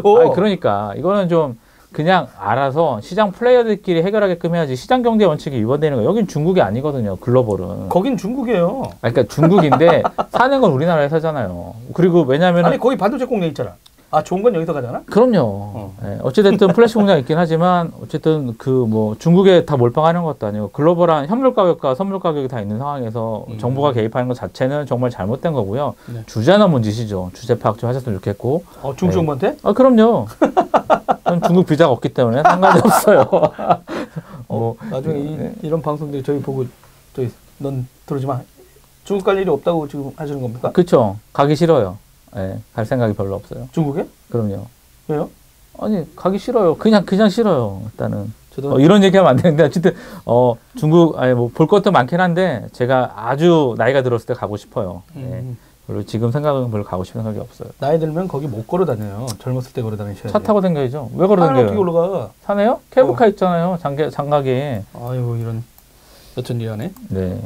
근데 그 보시기에 그러면 정우성 기자께서는 이 메모리라든가 뭐 디램이든 어떤 플래시든 네. 요 시장에 그냥 더 높아질 것 같으세요? 뭐 이렇게 그러니까 이 호황을 더 유지될 거냐 아니면 이제 중국 회사들이 이제 뭐 반도체 굴기 해가지고 이제 정부가 이제 중국의 수입품 중에 가장 높은 게 석유인 줄 알았더니 나중에 봤더니 반도체였다 이래가지고 중국 정부에서도 이거에 대한 독자적인 어떤 기술을 가져가자 이래서 이제 그렇죠. 뭐 100조 투자한다, 10년을 내다보면서 100조를 투자한다 이랬었잖아요. 보기에도 그럼 중국 기업들한테 따라잡힐 거는 위기감 같은 게 한국은 10년 넘게 맨날 위기라고 나왔잖아요. 근데도 따라잡히지도 않고 오히려 인텔을 넘어서고 있는 와중에 수원에도 외계인이 숨어 있는 것 같고요. 어쨌든 그러니까 반도체 인텔만 외계인이 있다고 했었는데. 그렇죠. 수원에도 외계인이 이렇게 좀 있는 것 같고 수원 비행장에 어쨌든 그 반도체라는 게 수율도 문제가 있지만 퀄리티가 있거든요. 이게 뭐 이제 에러 얼마만큼의 연산을 해서 에러에 관련된 부분이 있는데 중국 제품들 같은 경우는 아직 시장에서 플레이어들이 중국 회사들이 쓴다고 하더라도 자기네들이 자기네 거를 신뢰 못하는 상황이거든요. 놓고 지금 팔았다가 그렇죠. 19년 전에 저장되는 이슈들이 생겼을 그럼 계속 때. 그게 이제 셀 하나가 아니라 이제 반도체 패키징을 해서 했었을 때 문제가 생겼을 때는 자기네들이 제품을 다 리콜해야 되는 상황이 발생할 수 있기 때문에 중국 그 안정성을 확보하기 전까지는 좀 많이 걸릴 것 같고, 근데 그 상황에서 똑같은 거죠. 인텔이 망할 거냐, 안 망할 거냐, 이런 얘기인데, 그 무할 법칙이 무너지고 이러면서. 근데 결국에는 인텔도 여전히 그 외계인들이 계속 고문을 해서 신제품도 쏟아내고 있고, 그리고 여전히 좋은 제품들을 만들고 있기 때문에 저는 쉽지 않아요. 왜냐면은 뭐 중국에서 우리 마이크로 프로세서 만들고 있어요. 이렇게 해서 한다고 하더라도 인텔을 뛰어넘는 프로세서가 나올 거라고 저는 생각하지는 않거든요. 근데 이제 이건 좀 다른 얘기인데 저희 패친들 중에서 이제 어떤 분들이 그런 얘기를 해요. 그러니까 이제 미국에서 이렇게 중국을 요즘 다국적 정세 이슈인데 그쵸. 왜 이렇게 중국을 이렇게 못 잡아서 안 다니냐 미국이 했는데 인텔 때문이라는 소리가 나와요. 그냥 뭐냐면 인텔의 모의 법칙 그걸 뛰어넘지 못하고 2008년에 무너졌다. 그렇죠. 그러니까 더 이상의 CPU 그러니까 기술 회사들의 기술이 계속 혁신을 해가지고 미국 기업이 다 무조건 앞서올 줄 알았는데 어느 순간에 그 CPU 그 기술 혁신에 뛰어넘지 못한 상황에 직면하다 보니까 이제 후발주자들한테 따라잡히고 있는 거지. 그리고 이제 서비스 회사들이 잘하는 건 맞지만 서비스라는 게 지금처럼 구글이라든가 페이스북을 차단시켜 버리잖아요, 중국에. 그러면서 중국에 있는 서비스 회사를 널리 확산시켰어. 그러다 보니까 중국이 아쉽질 않은 거죠. 그렇죠. 그다음에 또 하나는 뭐 오픈소스가 있어요. 소프트웨어 중에 예전에는 상용 소프트웨어에서 이제 실제는 이게 여러분이 이제 글을 쓰면 이 글 같은 핵심 설계도 같은 거죠. 이런 거를 오픈하지 않았는데 지금은 인터넷에 막 오히려 미국이나 유럽 소스 코드들이 많이 오픈이 되어 있는 설계를 다 오픈하니까 중국에서는 그 뛰어난 엔지니어가 없었지만 그 오픈소스를 보면서 소프트웨어를 저렇게 만드는구나. 그리고 아키텍트 설계하고 오히려 중국이나 이게 우리나라도 마찬가지입니다. 그다음에 뭐 동남아도 마찬가지고 그러니까 새로운 나라들이 IT 쪽으로 접근했을 때 쉽진 않지만 예전에 설계도가 없었던 데서 헤맸는데 지금은 설계도가 넘쳐나요. 너무 넘쳐나서 걱정일 정도인데 그러다 보니까 이게 다른 나라의 부상을 막을 수가 없는 지금 환경이 있다 보니까 중국의 이런 어떤 부상에 대해서 두려워하는 거 아니냐, 막 이런 얘기도 있더라고. 그래서 그런 와중에 이제 막 한국은 자꾸 중국이랑 친해지고 있고 막 이러다 보니까 이제 알게 모르게 심기들이 불편해지는 거 아니야, 막 이런 얘기까지 나오더라고요. 근데 일단 그 측면에 삼성전자나 SK 하이닉스, 그다음 저번에 LG 디스플레이도 애플이 그렇죠. 뭐 얼마 1조인가 몇 조 투자해가지고 그냥 중국 공장 짓는데 또 중국에 지금 투자되고 있잖아요. 그렇죠. 그러니까 미국 입장에서는 고용 이슈도 있고 트럼프 입장에서는 자꾸 미국으로 와라 이러는데. 중국 시장이 거대한 이 생산기지 이슈에 대해서 중국 정부가 언제까지 손을 놓고 있을까? 아니 미국 정부 입장에서는 뭔가 태클 걸고 싶어 하는 것 같아. 전혀 다른 이슈죠. 근데 뭐 기업들의 가장 큰 목적은 이익 창출하는 것도 목적이면 결국 생존을 해야 되기 때문에 그럼 기업들이 더 잘하니까 저는 그거죠. 정부가 필요한 쓸데없는 규제들을 만들어서 오히려 더 많은 해를 끼쳤지. 기업들이 잘하고 있는 부분들은 뭐 계속 태클을 걸었기 때문에 그냥 기업들이 알아서 그러니까 판만 깔아주면 되지 정부 부처들이 나서서 나도 같이 뛰고 싶어 이런 것 좀 안 해도 좋겠거든요. 그러니까 네. 불필요한 거라고 생각이 되고 어찌됐든 저는 뭐 삼성전자나 SK 하이닉스는 계속 뭐 잘 될 거다. 그리고 뭐 중국이 뭐 미국이 다 잘할 수도 없긴 하겠지만 중국이 다 잘할 수도 없긴 하겠지만 우리나라도 뭐 영원하진 않겠지만 어찌됐든 간에 그래도 기본적인 그런 얘기 있잖아요. 썩어도 준치 뭐 이런 것처럼. 근데 그런 게 있지 않아요? 어떤 그러니까 이게 되게 좋은 얘기긴 한데 삼성전자고 SK 하이닉스 그쵸. 반도체 쪽은 초황이에요. 네네. 근데 이게 전체 산업군 중에 여기는 호황이야. 그러다 보니까 이제 약간 뭐라 그럴까 이게 착시 효과? 그렇죠. 그 실제 경기는 되게 안 좋은데 네. 저쪽 반도체 진영이 너무 잘 되고 거기서 네. 매출이 워낙 잘 나오니까 세금도 좀 거쳐요. 음. 근데 그 삼성그룹이나 요 반도체 항목만 쏙 도려내면 네. 어쩌면 한국이 전체적으로 지금 다운돼 있는 상황인데 그러니까 이게 잘못된 정책이나 상황 네네. 이게 직면에서 볼 수 있는 거 아니냐 이런 얘기도 나오지 않나요? 물론 사실은 맞아요. 뭐 해외여행 같은 경우도 많이 간다 그래서 뭐 반도체 때문에 도대체 반도체 기업이 몇 명이나 종사하는데 그런 얘기가 나오나요? 그럼 말도 안 되는 그런 헤드라인 경제신문들이? 말도 안 되는 헤드라인 뽑지 말고 네. 뭐 관광이 사실은 그 제주도나 국내 관광 요금들이 되게 비싸기 때문에 항공료 다 포함해도 네. 어떤 그리고 그 기대에 대한 심리, 그 돈에 대한 가치들이 되게 많이 화폐가 떨어져 있고 사실 해외여행 가는 이유는 해외 만족도가 높아서 가는 거거든요. 네.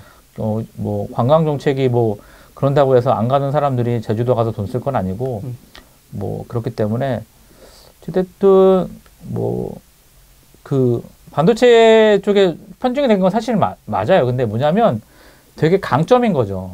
이거는 그냥 잘하고 있는 거니까 네, 일단 파트는. 일단 반도체 특허 건수만 봐도 삼성전자가 1등이에요. 글로벌 1등이기도 하고 그렇기 네. 때문에 잘하고 있는 거라서 그런데 이게 호황이 언제까지 갈지 몰라요. 근데 그런 부분에 대해서도 충분히 고려를 하고 있다라고 저는 생각이 들고 있기 때문에 다른 산업 부분들은 사실은 구조조정이 잘못되었거나 정부 정책이 잘못돼서 산업이 망가져진 게 많거든요. 네네. 조선 같은 경우도 마찬가지고 해운 물류도 마찬가지이기 때문에 네. 그러니까 정부 정책들이 지난 10년 동안 잘못된 게 너무 많아서 거기에 대한 여파가 아닐까 좀 그런 생각이 사실은 들거든요. 그러니까 골고루 좀 이렇게 좀 편식하지 않고 해야 되는데 너무 잘한 쪽만 몰다 보니까 법인세 문제도 그래서 그런 얘기들이 나오잖아요. 우리나라가 법인세가 적고 해외처럼 뭐 높인다고 하는데 네. 실제로 삼성전자 내고 있는 법인세 수준이 15% 정도밖에 안 돼요.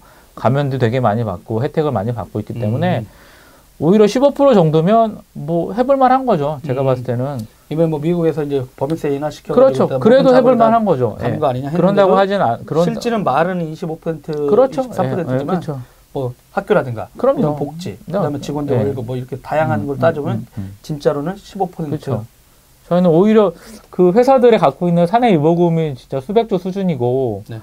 뭐 제가 늘상 말씀드리지만 15% 정도의 R&D를 평균적으로 해야 되거든요. R&D에 대한 투자를 해야 되는데 저는 법인세율만큼 R&D에 투자하면 대한민국 기업들은 더 잘 될 거라고 생각을 해요. 네. 알겠습니다. 뭐 5개 얘기는 1시간 같네요. 그렇죠. 6번째인데요. 네. 아니 뭐 클라우드 내 B2B라 네. 차마 묻어가야 되잖아. 네. 그렇죠. 클라우드 시장 후끈. 후끈. 네. 달아올랐습니까? 올해? 그렇죠. 진짜 후끈했어요. 왜냐면 이제 두 가지 이슈가 있었거든요. 네. 뭐냐면 그 아마존 웹 서비스 AWS. 1등 전 세계 1등하는 회사가 실은 작년에 네. 리전을 만들었잖아요. 그렇죠. 그 리전이라는 게 이제 일단 자기네가 직접 그 이런 설비가 필요하거든요. 근데 하지 않고 한국에 있는 회사를 통해서 들어오긴 했지만 거기에 들어왔던데 막 위에 터진다는 소리가 들려요. 터졌죠, 벌써. 서버가. 예. 그리고 또 하나는 그 마이크로소프트도 애저. 네. 소프트 애저도 또 이제 우리나라 통신 많이 인프라를 대박 이용하고 났다고 하더라고요. 했는데 둘 다 지금 그리고 또 심지어 배틀그라운드 같은 게 여러분 이렇게 그쵸. 이슈 중에 보면 뭐 마이크로소프트 애저가 그 배틀그라운드 국내 런칭하는 거에 인프라를 대면서 엄청 톡톡한 어떤 효과를 혜택 봤죠. 주었다 했는데 네네. 뭐 배틀그라운드를 서비스하고 있는 회사 입장에서 보면 아마존도 쓰고 이쪽도 쓰고 있는 건데 근데 인프라가 있으니까 쓴 거야. 그렇죠. 근데 되게 아쉬운 게 하나 있었죠. 어떤 부분이?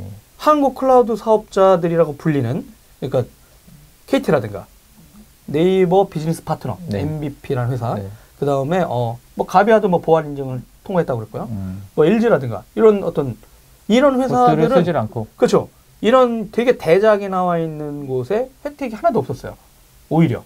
근데 오히려 그 KT나 이런 데는 클라우드 사업부가 과연 돈 벌었냐보다 이런 인프라 빌려준 회사는 돈을 벌고 있죠.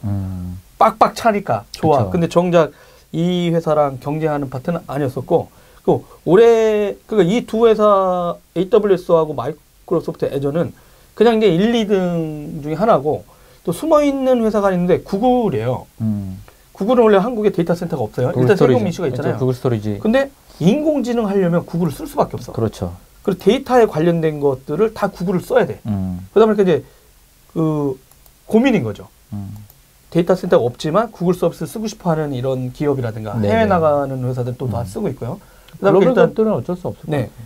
뭐 글로벌하게 나가고 또 이제 뭐 알리클라우드 저희들이 이제 항상 그 이 방송에도 몇 번 나왔는데 이제 정승원 이사라든가 뭐 조성범 대표가 계신데 요 회사들 입장에서 보면 중국 같은 경우는 이제 인도네시아라든가 말레이시아에도 데이터 센터를 짓고 있거든요. 그러니까 사드 이슈도 이제 다 끝나가는 마당에 중국으로 오려면 어차피 우리 1등이다. 그러니까 우리 1등 하는 게 셈 치고 만약에 동남아 쪽으로 가실 때도 우리 한번 설비 써봐라. 그 다음에 이 회사의 또 장점은 중동에 유일하게 데이터 센터를 갖고 있어요. 중국이. 그러니까 아마존도 못 들어가 있어요. 지금 그렇죠, 미국 기업이라 그렇죠, MS도 그렇죠. 그렇고. 예. 그러니까 유럽 리전에서 쭉 커버하고 있는데 이 알리클라우드가 중동 지역에 있다고 항상 자랑을 해요. 일단 네. 설비적으로는 막 이것저것에 다 갖다 놓고 있어요. 그러다 보니까 요즘 중동 뭐 정부들은 아니 정부가 아니죠. 지금 뭐 족벌 그 우익 미디어들은 그 맨날 그 UAE 이슈를 많이 건드리는데 이제 네. 거기 이제 원전 건설이라든가 이런데 이제 당연히 거기 가는 기업들 입장에서 보면 거기 인프라 어떻게 만들지 고민을 하더라고요.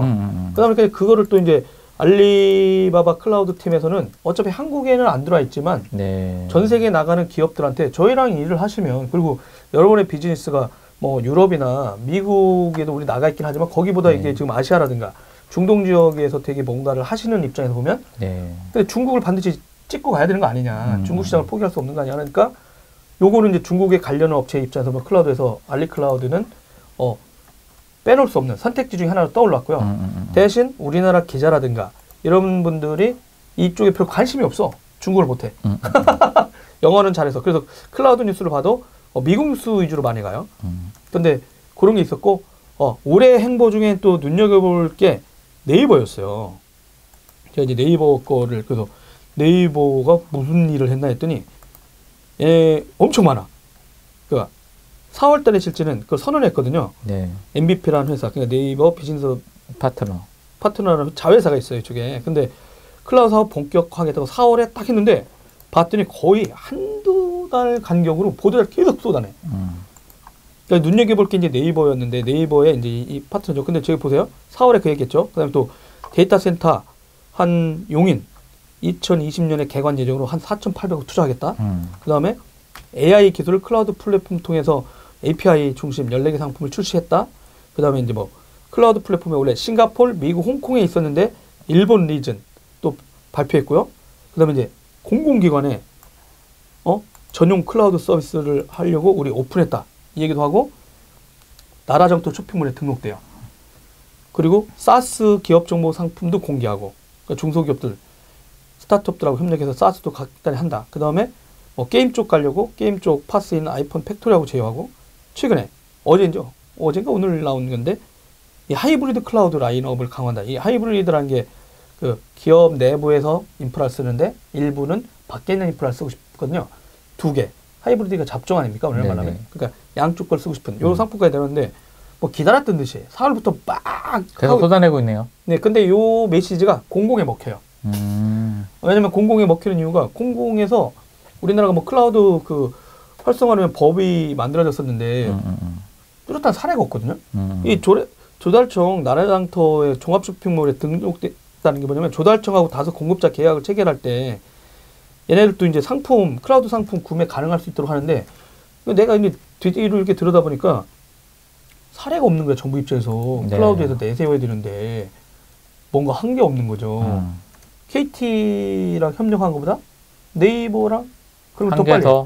근데 KT는 이제 남존을 시킨 거죠. 왜냐면 1호라 보안 인증 받다가도 개고생했거든요. 여기는. 근데 그런 걸 어떤 기준이 만들어야 되니까 두 번째 하는 사람들은 빨리 끝날 수 있었죠. 쉽게.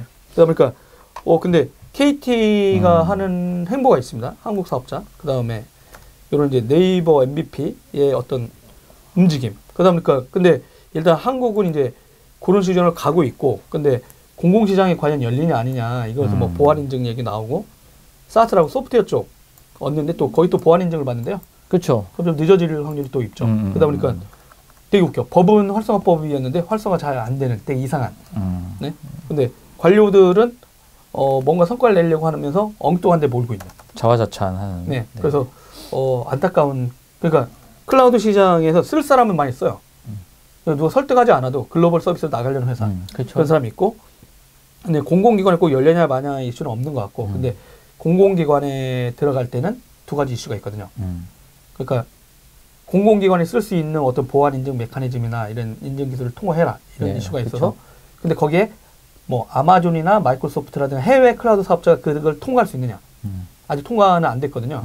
몇 년 동안 얘기하고 있는데, 그다음에 사스라는, 그거 인프라는 들어갔는데 그 위에 소프트웨어가 얹어져야 되는데 또 그것도 인증받는다고 하면 이런 인증 이슈 때문에 뭐 전반적으로 글로벌 클라우드 사업자들은 못 들어가는데, 요게 또 한미 FTA 재협상 항목에 미국 암참이나 이런 데서 상공회의소 미국 그쵸. 좀 찌르고 있나 봐요. 저거 먼저 좀 해결해 주세요라고 하다 보니까 요것도 내년에 이제 이슈야. 후끈 달아오는 건 맞는데 상위법도 고쳐야 되는데요. IDC 센터 위치, 클라우드 서비스 이런 거. 근데 이제 뭐 쓸 사람은 이미 다 쓰고 있다. 그리고 들리는 말로 이거 확인되지 않은 건데, 삼성전자가 예전에 미국에서 무슨 클라우드 회사 하나를 인수했었는데 이 아마존 웹 서비스에 엄청난 고객이거든요. 삼성전자가. 맞아요. 근데 이제 전 세계적으로 보면 독자적인 데이터 센터나 클라우드를 하고 싶어 해요. 삼성도 그렇고 애플도 뭐 자기네 거 쓰니까. 네. 근데 이 AWS에 있는 걸 그쪽으로 다 이전하려는 움직임이 있는 거 아니냐는 설이 있어요. 근데 그것도 조이언트죠? 예, 조이언트. 네, 조이언트. 2016년도에 인수한 조이언트. 네. 근데 그 누구 말로는 그 회사는 그 인프라, 그 서비스 쓰려면 꼭 인프라 같이 써야 된대. 그렇죠. 그러니까 삼성이 이제 다 아마존에 있는 걸 다 옮길지도 이슈고, 이 조이언트하고 최근에 이제 개발자 행사하면서 이제 클라우드라든가 IoT 쪽 또 다 이제 그쪽에 모으고 있거든요. 네네네. 그러다 보니까 이제 삼성전자의 독자적인 이 클라우드 행보, 지금 이제 AWS나 이런데 마이크로소프트라든가 이런데 협력 구조로 지금 가고 있었는데 각 사업부별로 요거를 독자적인 자기네 파트로 모을 수 있냐? 요것도 내년에 너무 욕심 아니고, 물론 소프트웨어 사업부들 다 이제 합쳐가지고 그죠? 리서치 팀 따로 만들었는데 너무 욕심이 아닐까 싶은데요. 네. 어떻게 됐든 뭐 소프트웨어 잘 되면 좋겠죠. 네. 클라우드 쪽은 요 정도로 정리하겠습니다. 몇 번째 뉴스죠? 7번째가? X부터 얘기하시죠. X 나온 거. 아이폰 X. 예. 어찌됐 아이폰 X 출시 및 아이폰 배터리 게이트. 제가 그때 도기자가 얘기한 대로 집단 소송 갑니까? 이거 가야 되는 거 아닙니까? 했는데 가겠어요 했잖아요. 국내 기업은 근데 국내에서 이제 별도 법인에서 별도 법무법인에서 지금 받고 있는 상황이고, 어찌됐든 아이폰 X는 망작이다. 그런가요? 망작이라고 해외에서. 해외 누구? 근거를 대. 막 던지면 안 돼. 막 던지는 게 아니고 판매량이 문제라는 거예요. 이게 판매량이 문제입니다. 일단 판매량이 예상만큼 되게 많이 늘어나지 않고 있고, 그래서 애플 실적 급전직하, 애플 주가 떨어지고 있는 상황인 거고, 그 와중에 엎친 데 덮친 격으로 일단은 저 iOS 11 제가 그지 같은 운영체제라고 말씀드렸던 iOS 11에서 그 배터리 결국 그 최적의 성능을 내기 위해서, 애플 측의 변명은 최적의 성능을 내기 위해서 배터리를 조작을 한다라고 했는데, 결국에는 리튬 배터리. 그쵸. 그 배터리가 뭐 너무 뜨겁거나 너무 차가운 데 가면 통화되는 문제, 그러니까 뭔가 문제가 생길 수 있어서, 그쵸. 그 뭐 20% 정도 언더로 뜰 때는 아예 오프 시켜버리는. 오프할게끔 뭐 했는데 그게 발각된 거잖아요. 그쵸. 자기가 먼저 이렇게 일시짓고 한 것도 아니었고. 네. 뭐 문제 있는 거 아니야 했다가 사용자들이 계속 이제 추적하다가 이제 결국 그 인터넷 미국의 레딧에서 올려가지고 이제 여러 사람들이 나도 그래 했는데, 이제 결국에는 그 이제 벤치마크 하시는 그곳에서까지 정확하게 테스트를 해서 결과를 올려가지고 문제 있다. 11 이후의 기종들, 그래서 뭐 기종도 다양하죠. 6, 6S, 뭐 7까지. 그러니까 결국에는 좀 어떻게 보면 애플이 좀 과욕인데, 그러니까 사용자 입장에서 되게 느려지고 하니까 OS 그래서 제가 말씀드린 것처럼 OS 업데이트 하지 말라라고 했던 이유가 이제 그런 부분도 있네요. 어찌됐든 여러 가지 이슈가 겹쳐서 지금 해외에 이제 미국은 일단 그 집단 소송이나 이런 부분들이 많이 잘 되어 있기 때문에 그쪽 진행되고 있고, 국내는 사실은 집단 소송법이 정확하게 통과가 되지 않았어요. 통과가 되지 않았기 때문에 뭐 기업 편들은 국회의원하고 고위관료가 너무 많은 나라니까요. 아, 그렇죠. 그렇기 때문에 근데 어찌됐든 법무법인에서 바위로 깨기라도 한번 해보겠다 해서 지금 그 소송단을 모집하고 있는 상태고요. 우리나라는 그렇게 종미주의자가 많은데 왜 그런 집단소송법 같은 좋은 법은 안 가져나 몰라요? 국회나 고위공무원들이 뻑하면 미국 거 규제 개혁할 때는 그런 거 가져오는 사람들이. 그렇죠. 참 안타까워요. 내가 할 때는 뭐 로망스 남이 하면 아니 맨날 미국이 이런 거 있다 해서 기업이 요구하는 거 다 하면서 정작 국민이 원하는 거가 있는 저런 건 좀 먼저 가져라고 하면 안 나서니까. 그렇죠. 어? 정책의 기준이 잘못된 거죠. 제가 늘상 말씀드린 것처럼. 근데 저는 이제 지금 애플의 이 이슈들이 실제는 저번에 하이시에라도 업데이트를 잘못했다가 네. 보안이 완전 뚫린 그러니까 루트 권한이라고 있거든요. 그렇죠. 그냥 받아. 예. 그러니까 모든 운영 체제를 내 마음대로 다 통제할 수 있는 그렇죠. 그 관리자 권한이 그냥 나가는데 그 취약점이 너무 단순하게 발각돼 가지고 그렇죠. 바로 그 다음 날 그냥 업데이트 하겠다 해 가지고 네. 너무 죄송하다고 해서 심지어 성명까지 발표하고 네. 보도자료 뿌리면서 했는데 이게 지금 저도 그런 얘기를 하고 있잖아요. 그러니까 1년 단위로 WWDC 월드와이드 개발자 컨퍼런스를 5월 내지 6월에 계속 하고 있었는데 네, 네. 이때마다 자꾸 운영체제 이슈에 뭔가를 보여주려고 하다 보니까 1년마다 업그레이드 하다 보니까 거의 쓰레기 소프트웨어가 되고 있다 지금. 그러니까 개비지가 되고 있죠. 네, 그 여러분 운영체제라는 게 되게 안정적이고 뭐 중요한 요소를 하고 있는데 이게 지금 쓰레기가 되는 거 아니야? 너무 그러니까 그 시즌에 맞춰서 하다 보니까 이제 엔지니어들 입장에서 보면 너무 많은 걸 빨리 해야 되는 이슈가 있는 거죠. 네. 쉼이 없어요. 그러다 보니까 점점점 제품 하드웨어적인 이슈, 소프트웨어 이슈, 그러다 보니까 이게 뭐가 이상해지고 있다. 그러니까 물건 하드웨어 종류, SCM 했던 전문가다 보니까 그런 전략을 잘 이끌고 와서 이제 뭐 매출은 높아졌으나 지금 막상 또 이 소프트웨어나 이 서비스에 대한 어떤 이게 매끄럽게 나가는 문제를 지금 해결하지 못하는 문제가 자꾸 나와서 철학이 없는 것 같아요. 그렇죠. 서비스 개선하거나 업그레이드하는 부분에 있어서 기존 애플이 갖고 있던 어떤 완벽주의나 이런 게 아니고 그냥 어떤 좀 되게 좀 조나단 아이브가 이제 사옥 건설을 끝내고 그러니까 이제 이 팀에 이제 참여하면 아니 근데 왜 그러냐면 예전에는 그 이슈가 있었거든요. 그러니까 디자인 팀 UI라든가 이런 게 되면 이제 엔지니어가 따라오게 했다. 그게 그렇죠. 쉽지 않았잖아요. 원래 디자인이 만들어 놓고 거기에 하드웨어를 설계하는 그렇게 거기 때문에. 되면 이게 잘 구현 안 되는 엔지니어 팀들이 나타나면 당연히 조나단 아이브 입장에서 이게 뭐냐 이렇게 얘기가 될 거잖아요. 그러니까 그렇죠. 제가 볼 때는 이 사람이 물론 디자인을 강조하거나 뭐 강조하지 않았다거나 UI UX가 완전히 뒤로 빠진 건 아니지만 그렇죠. 상당 부분 다른 업무를 하고 지켜는 봤지만 또 아니니까 했다가 그 사이에 그러면 이걸 이끌었던 상징적인 사람이잖아요. 잡스는 하늘나라 가셨고 이 양반은 잠깐 사옥 짓는다고 나갔고 그러면 그 팀이 잘 움직인 듯 보였지만 실질적으로는 안에서 소프트웨어적인 문제들이 계속 발생하고 있는 이 문제에 대해서 UI UX 팀의 수장이 이제 다시 복귀하면 이게 이렇게 구현돼가지고 이렇게 왜 왔니? 이라고 한 번은 들여다보게 되잖아요. 그렇죠.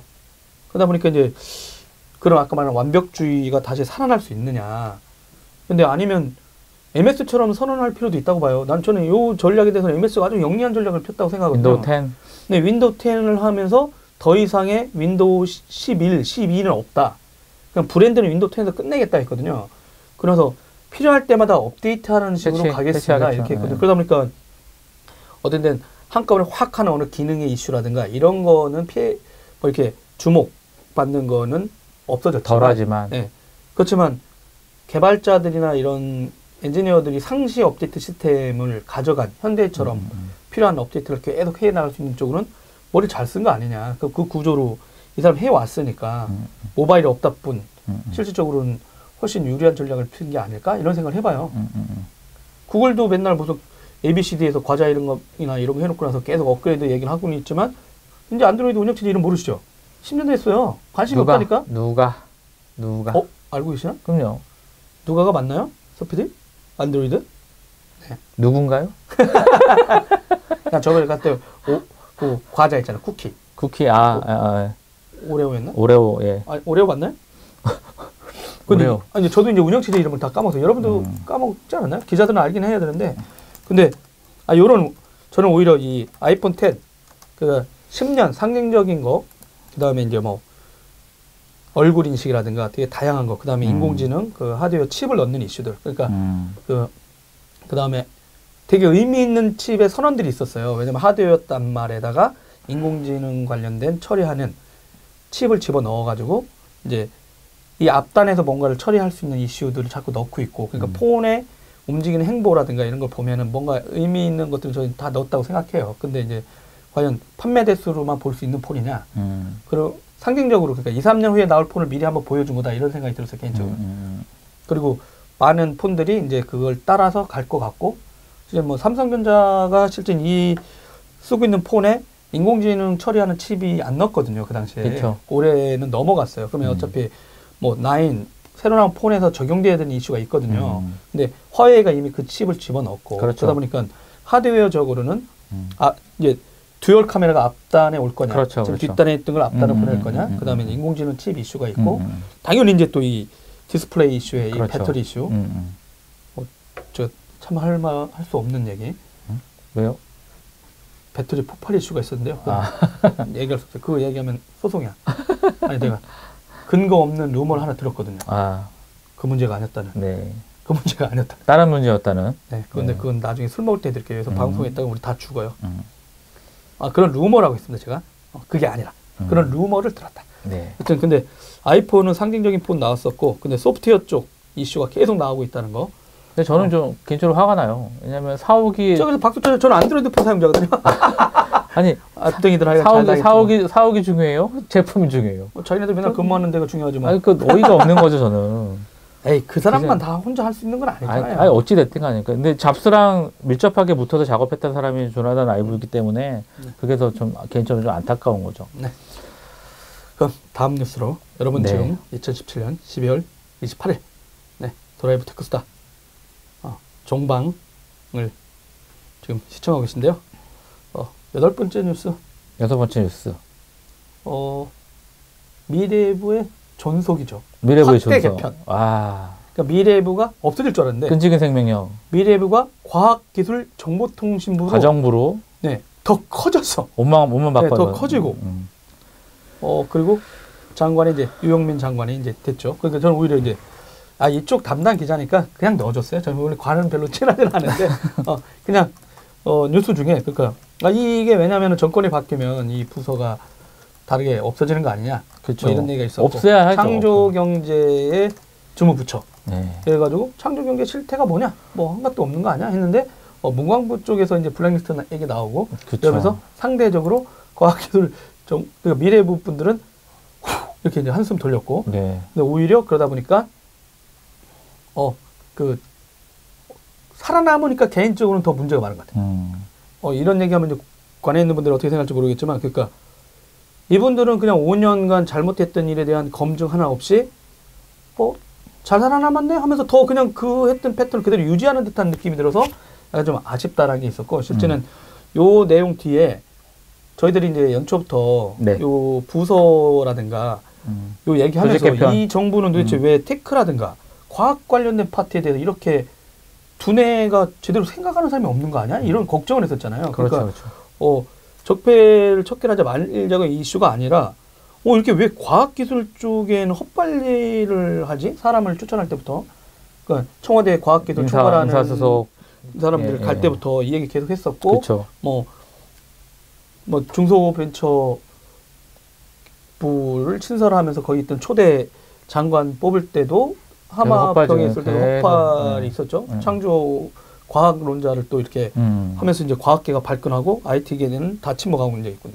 근데 이런 게 어떻게 보면 그러다 보니까 지금 실제는 이 테크라든가 과학기 그다음에 뭐 헬스케어 네네. 전반적인 이슈들이 일상적인 곳에 계속 적용돼야 되고 21세기에 대해서 이게 되게 중요하거든요. 그리고 그런 와중에 왜 말로는 그게 중요하다고 하면서 왜 정작 그거를 이끌어가는 이런 주무부처들 말이에요.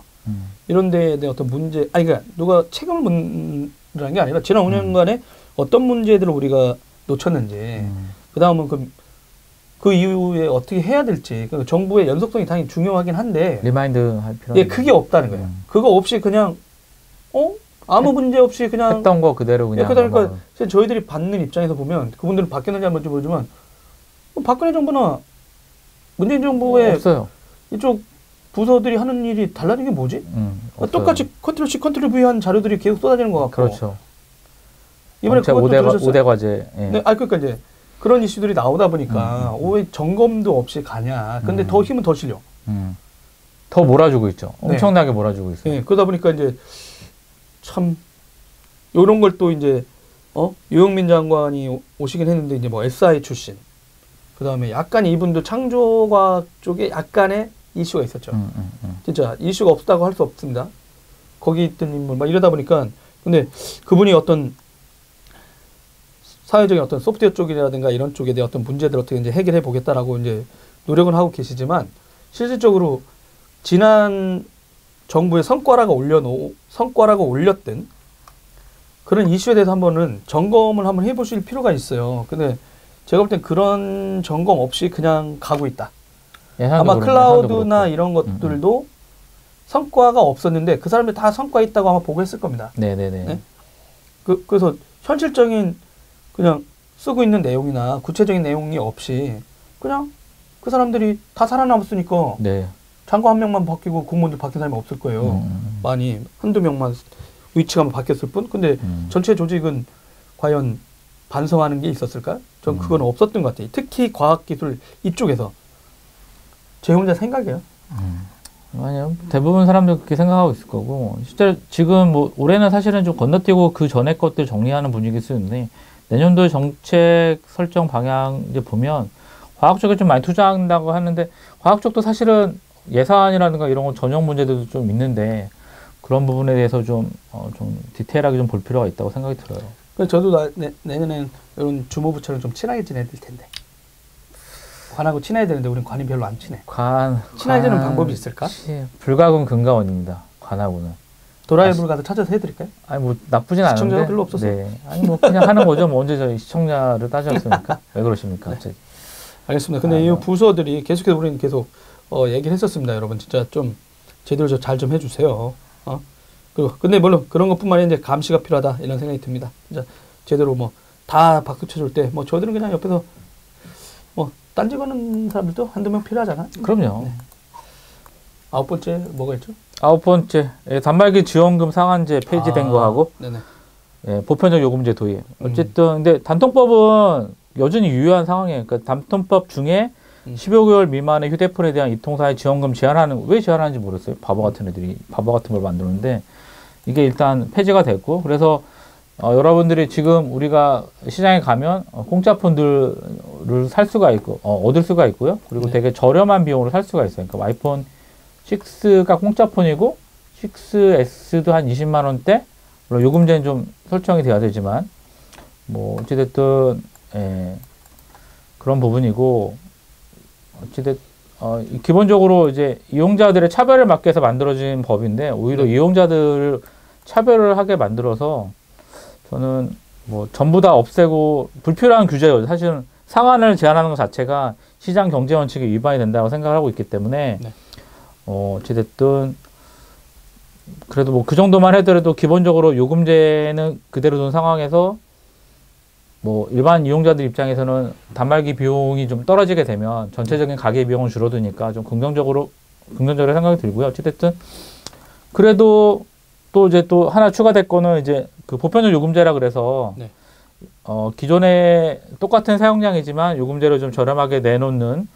그래서 실제적으로는 그 알뜰폰 이용자들은 크게 혜택이 별로 없는 거거든요. 이게 알뜰폰에서는 이미 그 정도의 요금제로 많이 사용을 하고 있기 때문에 저희가 저번에 말씀드린 것처럼 핀란드 같은 경우들은 알뜰폰 요금제에 뭐 3만 원대 요금제에 데이터 무제한을 쓰고 있는데 저희들은 그거에 2배 되는 요금을 낼 수 있거든요. 진짜 이 말씀하신 대로 이 이슈들이 계속해서 이제 그 새로운 정부라든가 이쪽에서 그 국민 생활 중에 이 통신요금 부담이 좀 많이 차지하고 있다. 높죠. 가계가 높을수록 도기장님도 한 뭐 20만 원씩 이상 내고 있잖아요. 지금. 얼마나 했는지도 모르겠어요. 체크해봐야겠어요. 아, 네.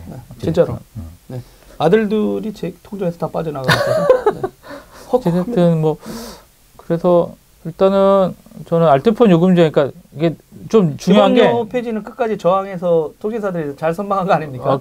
그렇죠. 초기에는 그러니까 뭐 이게 사회주의 정부냐 막 이런 얘기도 내부에서 있었다던데요. 그래서 저는 그래서 정부가 내년도에 5G 주파수 경매가 있어요.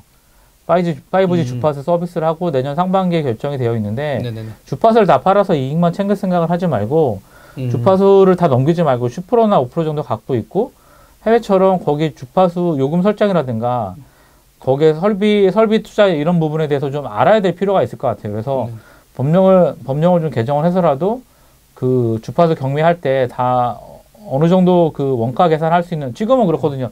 주파수를 팔아놓고 정보부처는 난 들어가는 비용은 알 수가 없어, 이런 식으로 하고 있거든요. 근데 정부 입장에서 보면은 다 팔지 말고 거기에 대한 권한을 일정 갖고 있고, 그래야지만 설비 투자되는 부분들에서도 충분히 원가 계산을 이런 부분을 정부부처에서 할 수 있기 때문에. 그렇죠. 그리고 그 얘기가 나왔었죠. 그러니까 뭐 통신사들 요금을 낮추는 이슈하고 별개로, 그렇죠. 정부가 지금 주파수 갖고 돈놀이를 했다. 그렇죠. 그럼 그 주파수에서 팔아가지고 얻은 돈을 그럼 진짜 통신 파트의 소외계층이나 누구한테 지원하면 됐는데, 오히려 그렇지 않고 나서 매번 기업들한테 모든 책임을 전가시키는 이슈도 있다라고 해서 한 부분도 있어요.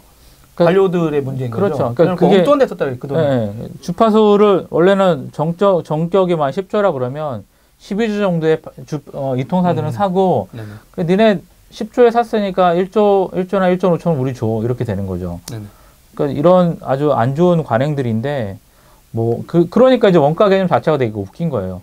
일반 주파수들을 비싸게 사줬는데, 우린 비싸게 사줬는데 우리가 얼마나 해야 됩니까? 이런 거죠. 그러니까 보조금 같은 경우도 마찬가지니까 좀 정확하게 원가 계산을 산정할 수 있는 그런 조건들을 좀 정부가 좀 갖고 있으면 좋겠어요. 네. 알겠습니다.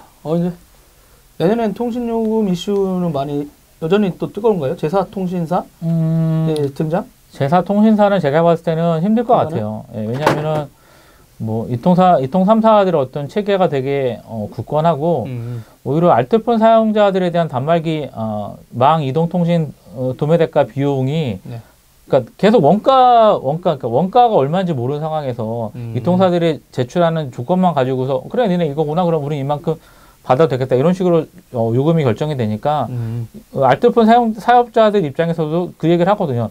도매대금 대가가 되게 비싸다. 비싼 데다가 자기네들 마진 무축하려니까 적자가 될 수밖에 없는 상황인 거고, 이통사들 입장은 자기네들은 뭐 손해보고 저희 방송이나 이런 데 나왔겠지만 원가표 계산이 되어 있잖아요.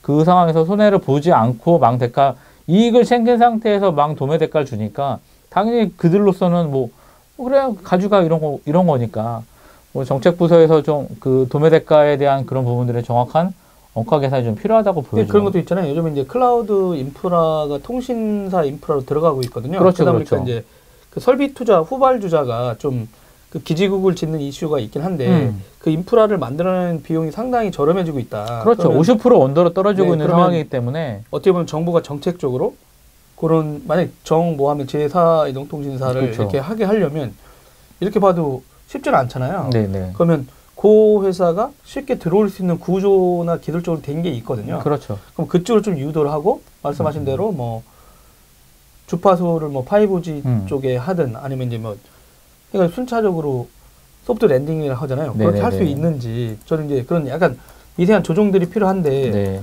이분들이 그런 걸 그러니까 지금 알뜰폰도 고사될 상황에 사이동통신사도 나올까? 이런 거 보면 회의적이긴 하잖아요. 예, 말도 안 되는 거고요. 그래서 저는 뭐 참여연에 대해서 오늘도 또 뭐 발표를 했어요. 그래서 그 이통사들한테 얘기를 해서 그 보편적 요금제 빨리 이제 하라고 뭐 그런 얘기도 있는 거고. 어찌됐든 정책부서들, 그러니까 정부에 계신 분들은 제가 누차 말씀드리지만 시민단체들이 계속 얘기하고 이쪽에서 하니까 이제 기업들은 맨날 시민단체 사람들이 다 만장차고 돌아다닌다 이렇게 그렇죠, 그렇죠.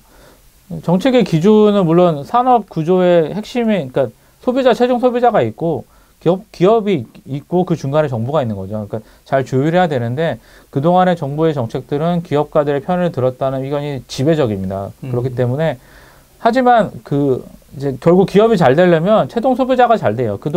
그동안에 보면 이제 뭐 중간에 뭐 삼각형 구조라고 얘기를 했는데 그게 아니라 별표 구조 아니면은 이제 역삼각형 구조가 어떻게 보면 좀 그런 식으로 되어 있기 때문에 어찌됐든 최종 정책의 기준이 최종 소비자한테 좀 갔으면 좋겠어요. 최종 소비자들이 좋으면 좋은 거예요. 제가 계속 컴플레인 거는 이유도 최종 소비자가 불편한데 니들은 개선하지 않으니까 Y모사 얘기하는 겁니다. Y모사. 정책의 기준이 최종 소비자가 불편한데 그네들은 뭐 불편하지 않다. 당연하죠. 자기네들은 스키도 안 타고 보드도 안 타고 그냥 책상에 앉아서 정책만 결정하니까 똑같은 거거든요. 그러니까 정책의 기준은 최종 소비자가 불편하다고 하면 나는 불편하지 않은데 왜 이 사람 불편하다고 할까? 한 번쯤은 의견을 기울여서 한번 생각을 해봐야 돼요. 그러니까 뭐 정통부 예전에 모 분처럼 유통사들이 돈을 많이 벌면 낮출 것이다. 네, 낮출 것이다. 이런 허무맹랑한 생각하지 마시고 좀 소비자 입장에서 그런 정책들 새해에는 좀 많이 생기고 그랬으면 좋겠습니다. 개인적인 바람입니다. 네. 마지막 10번째 소식인데요. 네. 도라이브가 망하지 않고 연명했다? 내년에 포부 하나 어떻게 좀 포부 없으십니까? 내년 포부요? 네, 내년에 새로운 도라이브의 새로운 이제 일단 마지막 뉴스로 네.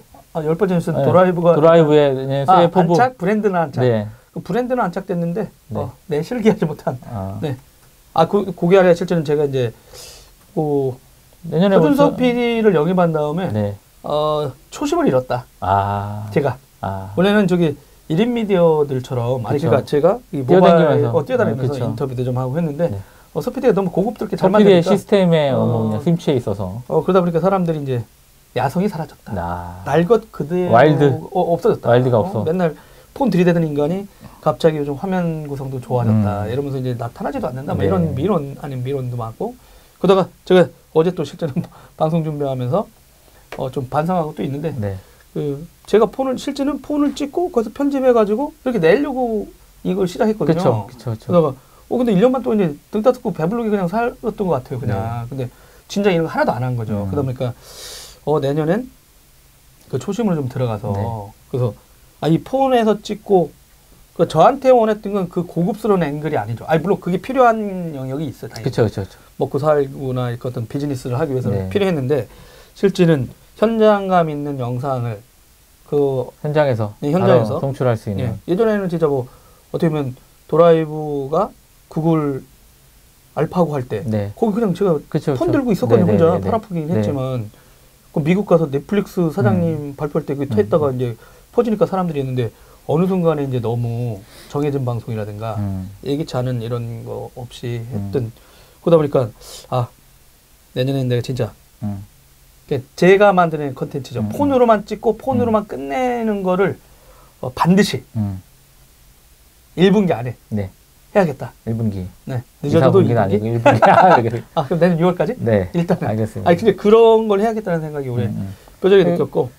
영상들이 되게 많이 좋아져서 카메라 화소들이 정말 그냥 편집하고 해도 될 것 같아요. 네. 그리고 저희들이 이제 조만간 이제 V30 LG전자에서 그쵸, 또. V30을 한 대 또 빌려가지고 저기 CS 가가지고. 그쵸. CS도. 그러면 저기 노트8가 V30의 VS인가요? 네? VS인가요? VS가 뭐죠? 대결? 그거 대결 아니에요. 저희들은 그렇게 누구 싸움 붙일 수준도 안 돼 있지만. 근데 진짜 소셜 방송했던 입장에서 보면 진짜 이제 여기부터인 것 같아요. 근데 실제 더 앞에 CPU... 카메라가 내년에 또 듀얼이 나온다고 그러니까 혹하더라고요. 그러니까 이 화질도 진짜 좋거든요. 처리하는 CPU 막 이게 카메라 다 올라가고 메모리 용량 올라가고. 이 앞에 듀얼 카메라만 되면 더 화질 더 좋아지죠. 그렇죠. 그러다 보니까 이게 완결판이라고 생각했는데 내년에도 사셔야겠네요. 내년에는 진짜 드디어 그게 그 차이 있잖아요. 고급편하고 이 차이를 진짜 듀얼 카메라가 앞면에 나오는 순간 확실하게 최소한 방송 장비 인프라로 이 폰이 확실하다라는 생각이 들어요. 근데 그런 것도 좀 현장에 가서 이렇게 하는 걸 많이 만들어야겠다는 생각이 들었어요. 알겠습니다. 저도 그러면 짐볼을 사서 들고 다니면서 제가 흩어져서 해야 돼. 흩어져서. 그러니까 흩어져서 하는데 짐볼을 일단 저도 사도록 하겠습니다. 네.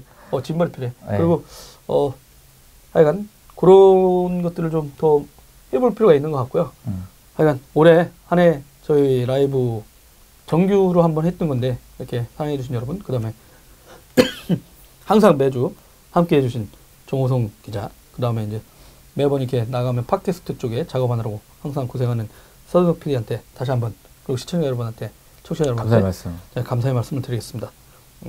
내년에는 좀 더 알차게 좀 하도록 하고요. 새해 첫 방송은 저희 CS 가는 준비로 첫째 주 없어. 공항에서 하셔야죠. 공항에? 공항에서. 인천공항에서? 그럼요. 토요일, 금요일인데? 금요일 저녁인데? 밤비행기잖아요. 자랑하고 가라는 거예요? 그렇죠. 그렇다고 하와이에서 거부당하면 어떡해? 아니, 잠깐만 하고 가세요. 아, 그래요? 그럼요. 저 이제 출발합니다. CS. 자, 그거 자랑하고 가라고? 그럼요. 그 전에 제가 그냥 폰으로 한번 해볼게요. 그러니까. 폰으로 한번 찾아뵙도록. 여러분 진짜 간다고 하셔야죠. CS에서 만나도록 하겠습니다. 그리고 참 네이버 TV에 저희가 CS의 라이브를 내보내게 됐어요. 그래서 지금도 테스트 중입니다. 네이버 팀에서 네이버 팀에서 지금 저희가 미국 가서 테스트해야 되는데 미리 지금 테스트를 할 수 있도록 열어주셔가지고 지금 한 1주 반 정도 네이버 TV에도 지금 같이 송출을 하고 있습니다. 그래서 17명 됐던 구독자가 27명, 10명이 늘었어요. 이게 1000명까지 빨리 가야 되는데 어떻게 될지 모르겠습니다. 근데 혹시 저희도 준비를 잘해서 네이버 TV에만 나간다는 게 아니라 네이버 TV라든가 이런 곳에 CS 현장을 이렇게 라이브로 접근하실 수 있도록 좀 준비를 더 잘해서 재밌게 한번 만들어 보겠습니다. 하루에 10개 방송하는 건가요, 그러면? 네? 10개. 그리고 손재건 기자하고 방송하기로 했습니다. 진짜요? 네. 축하드립니다. 네. 손재건 콜라보. 네, 콜라보도 준비되어 있고요. 네. 거기 또 많은 전문가분들하고 지금 하고 있는데, 네, 여러분 준비 잘해서 재미난 현장 전해드리도록 하겠습니다. 네, 서준석 PD하고 입국이 잘 될 수 있도록 여러분 많이 기도해 주세요. 가다가 하와이에서 집에 가! 네, 집에 가 그러면 알았어 갈게 좀 며칠 시간 줘 그러고서 하와이에서 놀다 오세요. 네, 알겠습니다. 호놀룰루에서 네. 와이키키 해변도 보고 여러분 새해 복 많이 복 많이 받으세요. 받으시고 새해 만나요. 안녕. 바이바이바이. 도라이브 테크 수단은 저녁이 있는 삶을 위한 댄디한 화상회의 서비스 구름이 행복창업지원센터 SK서울 캠퍼스와 함께합니다. 후원 문의는 테크수다 페이스북 메신저로 연락 주십시오.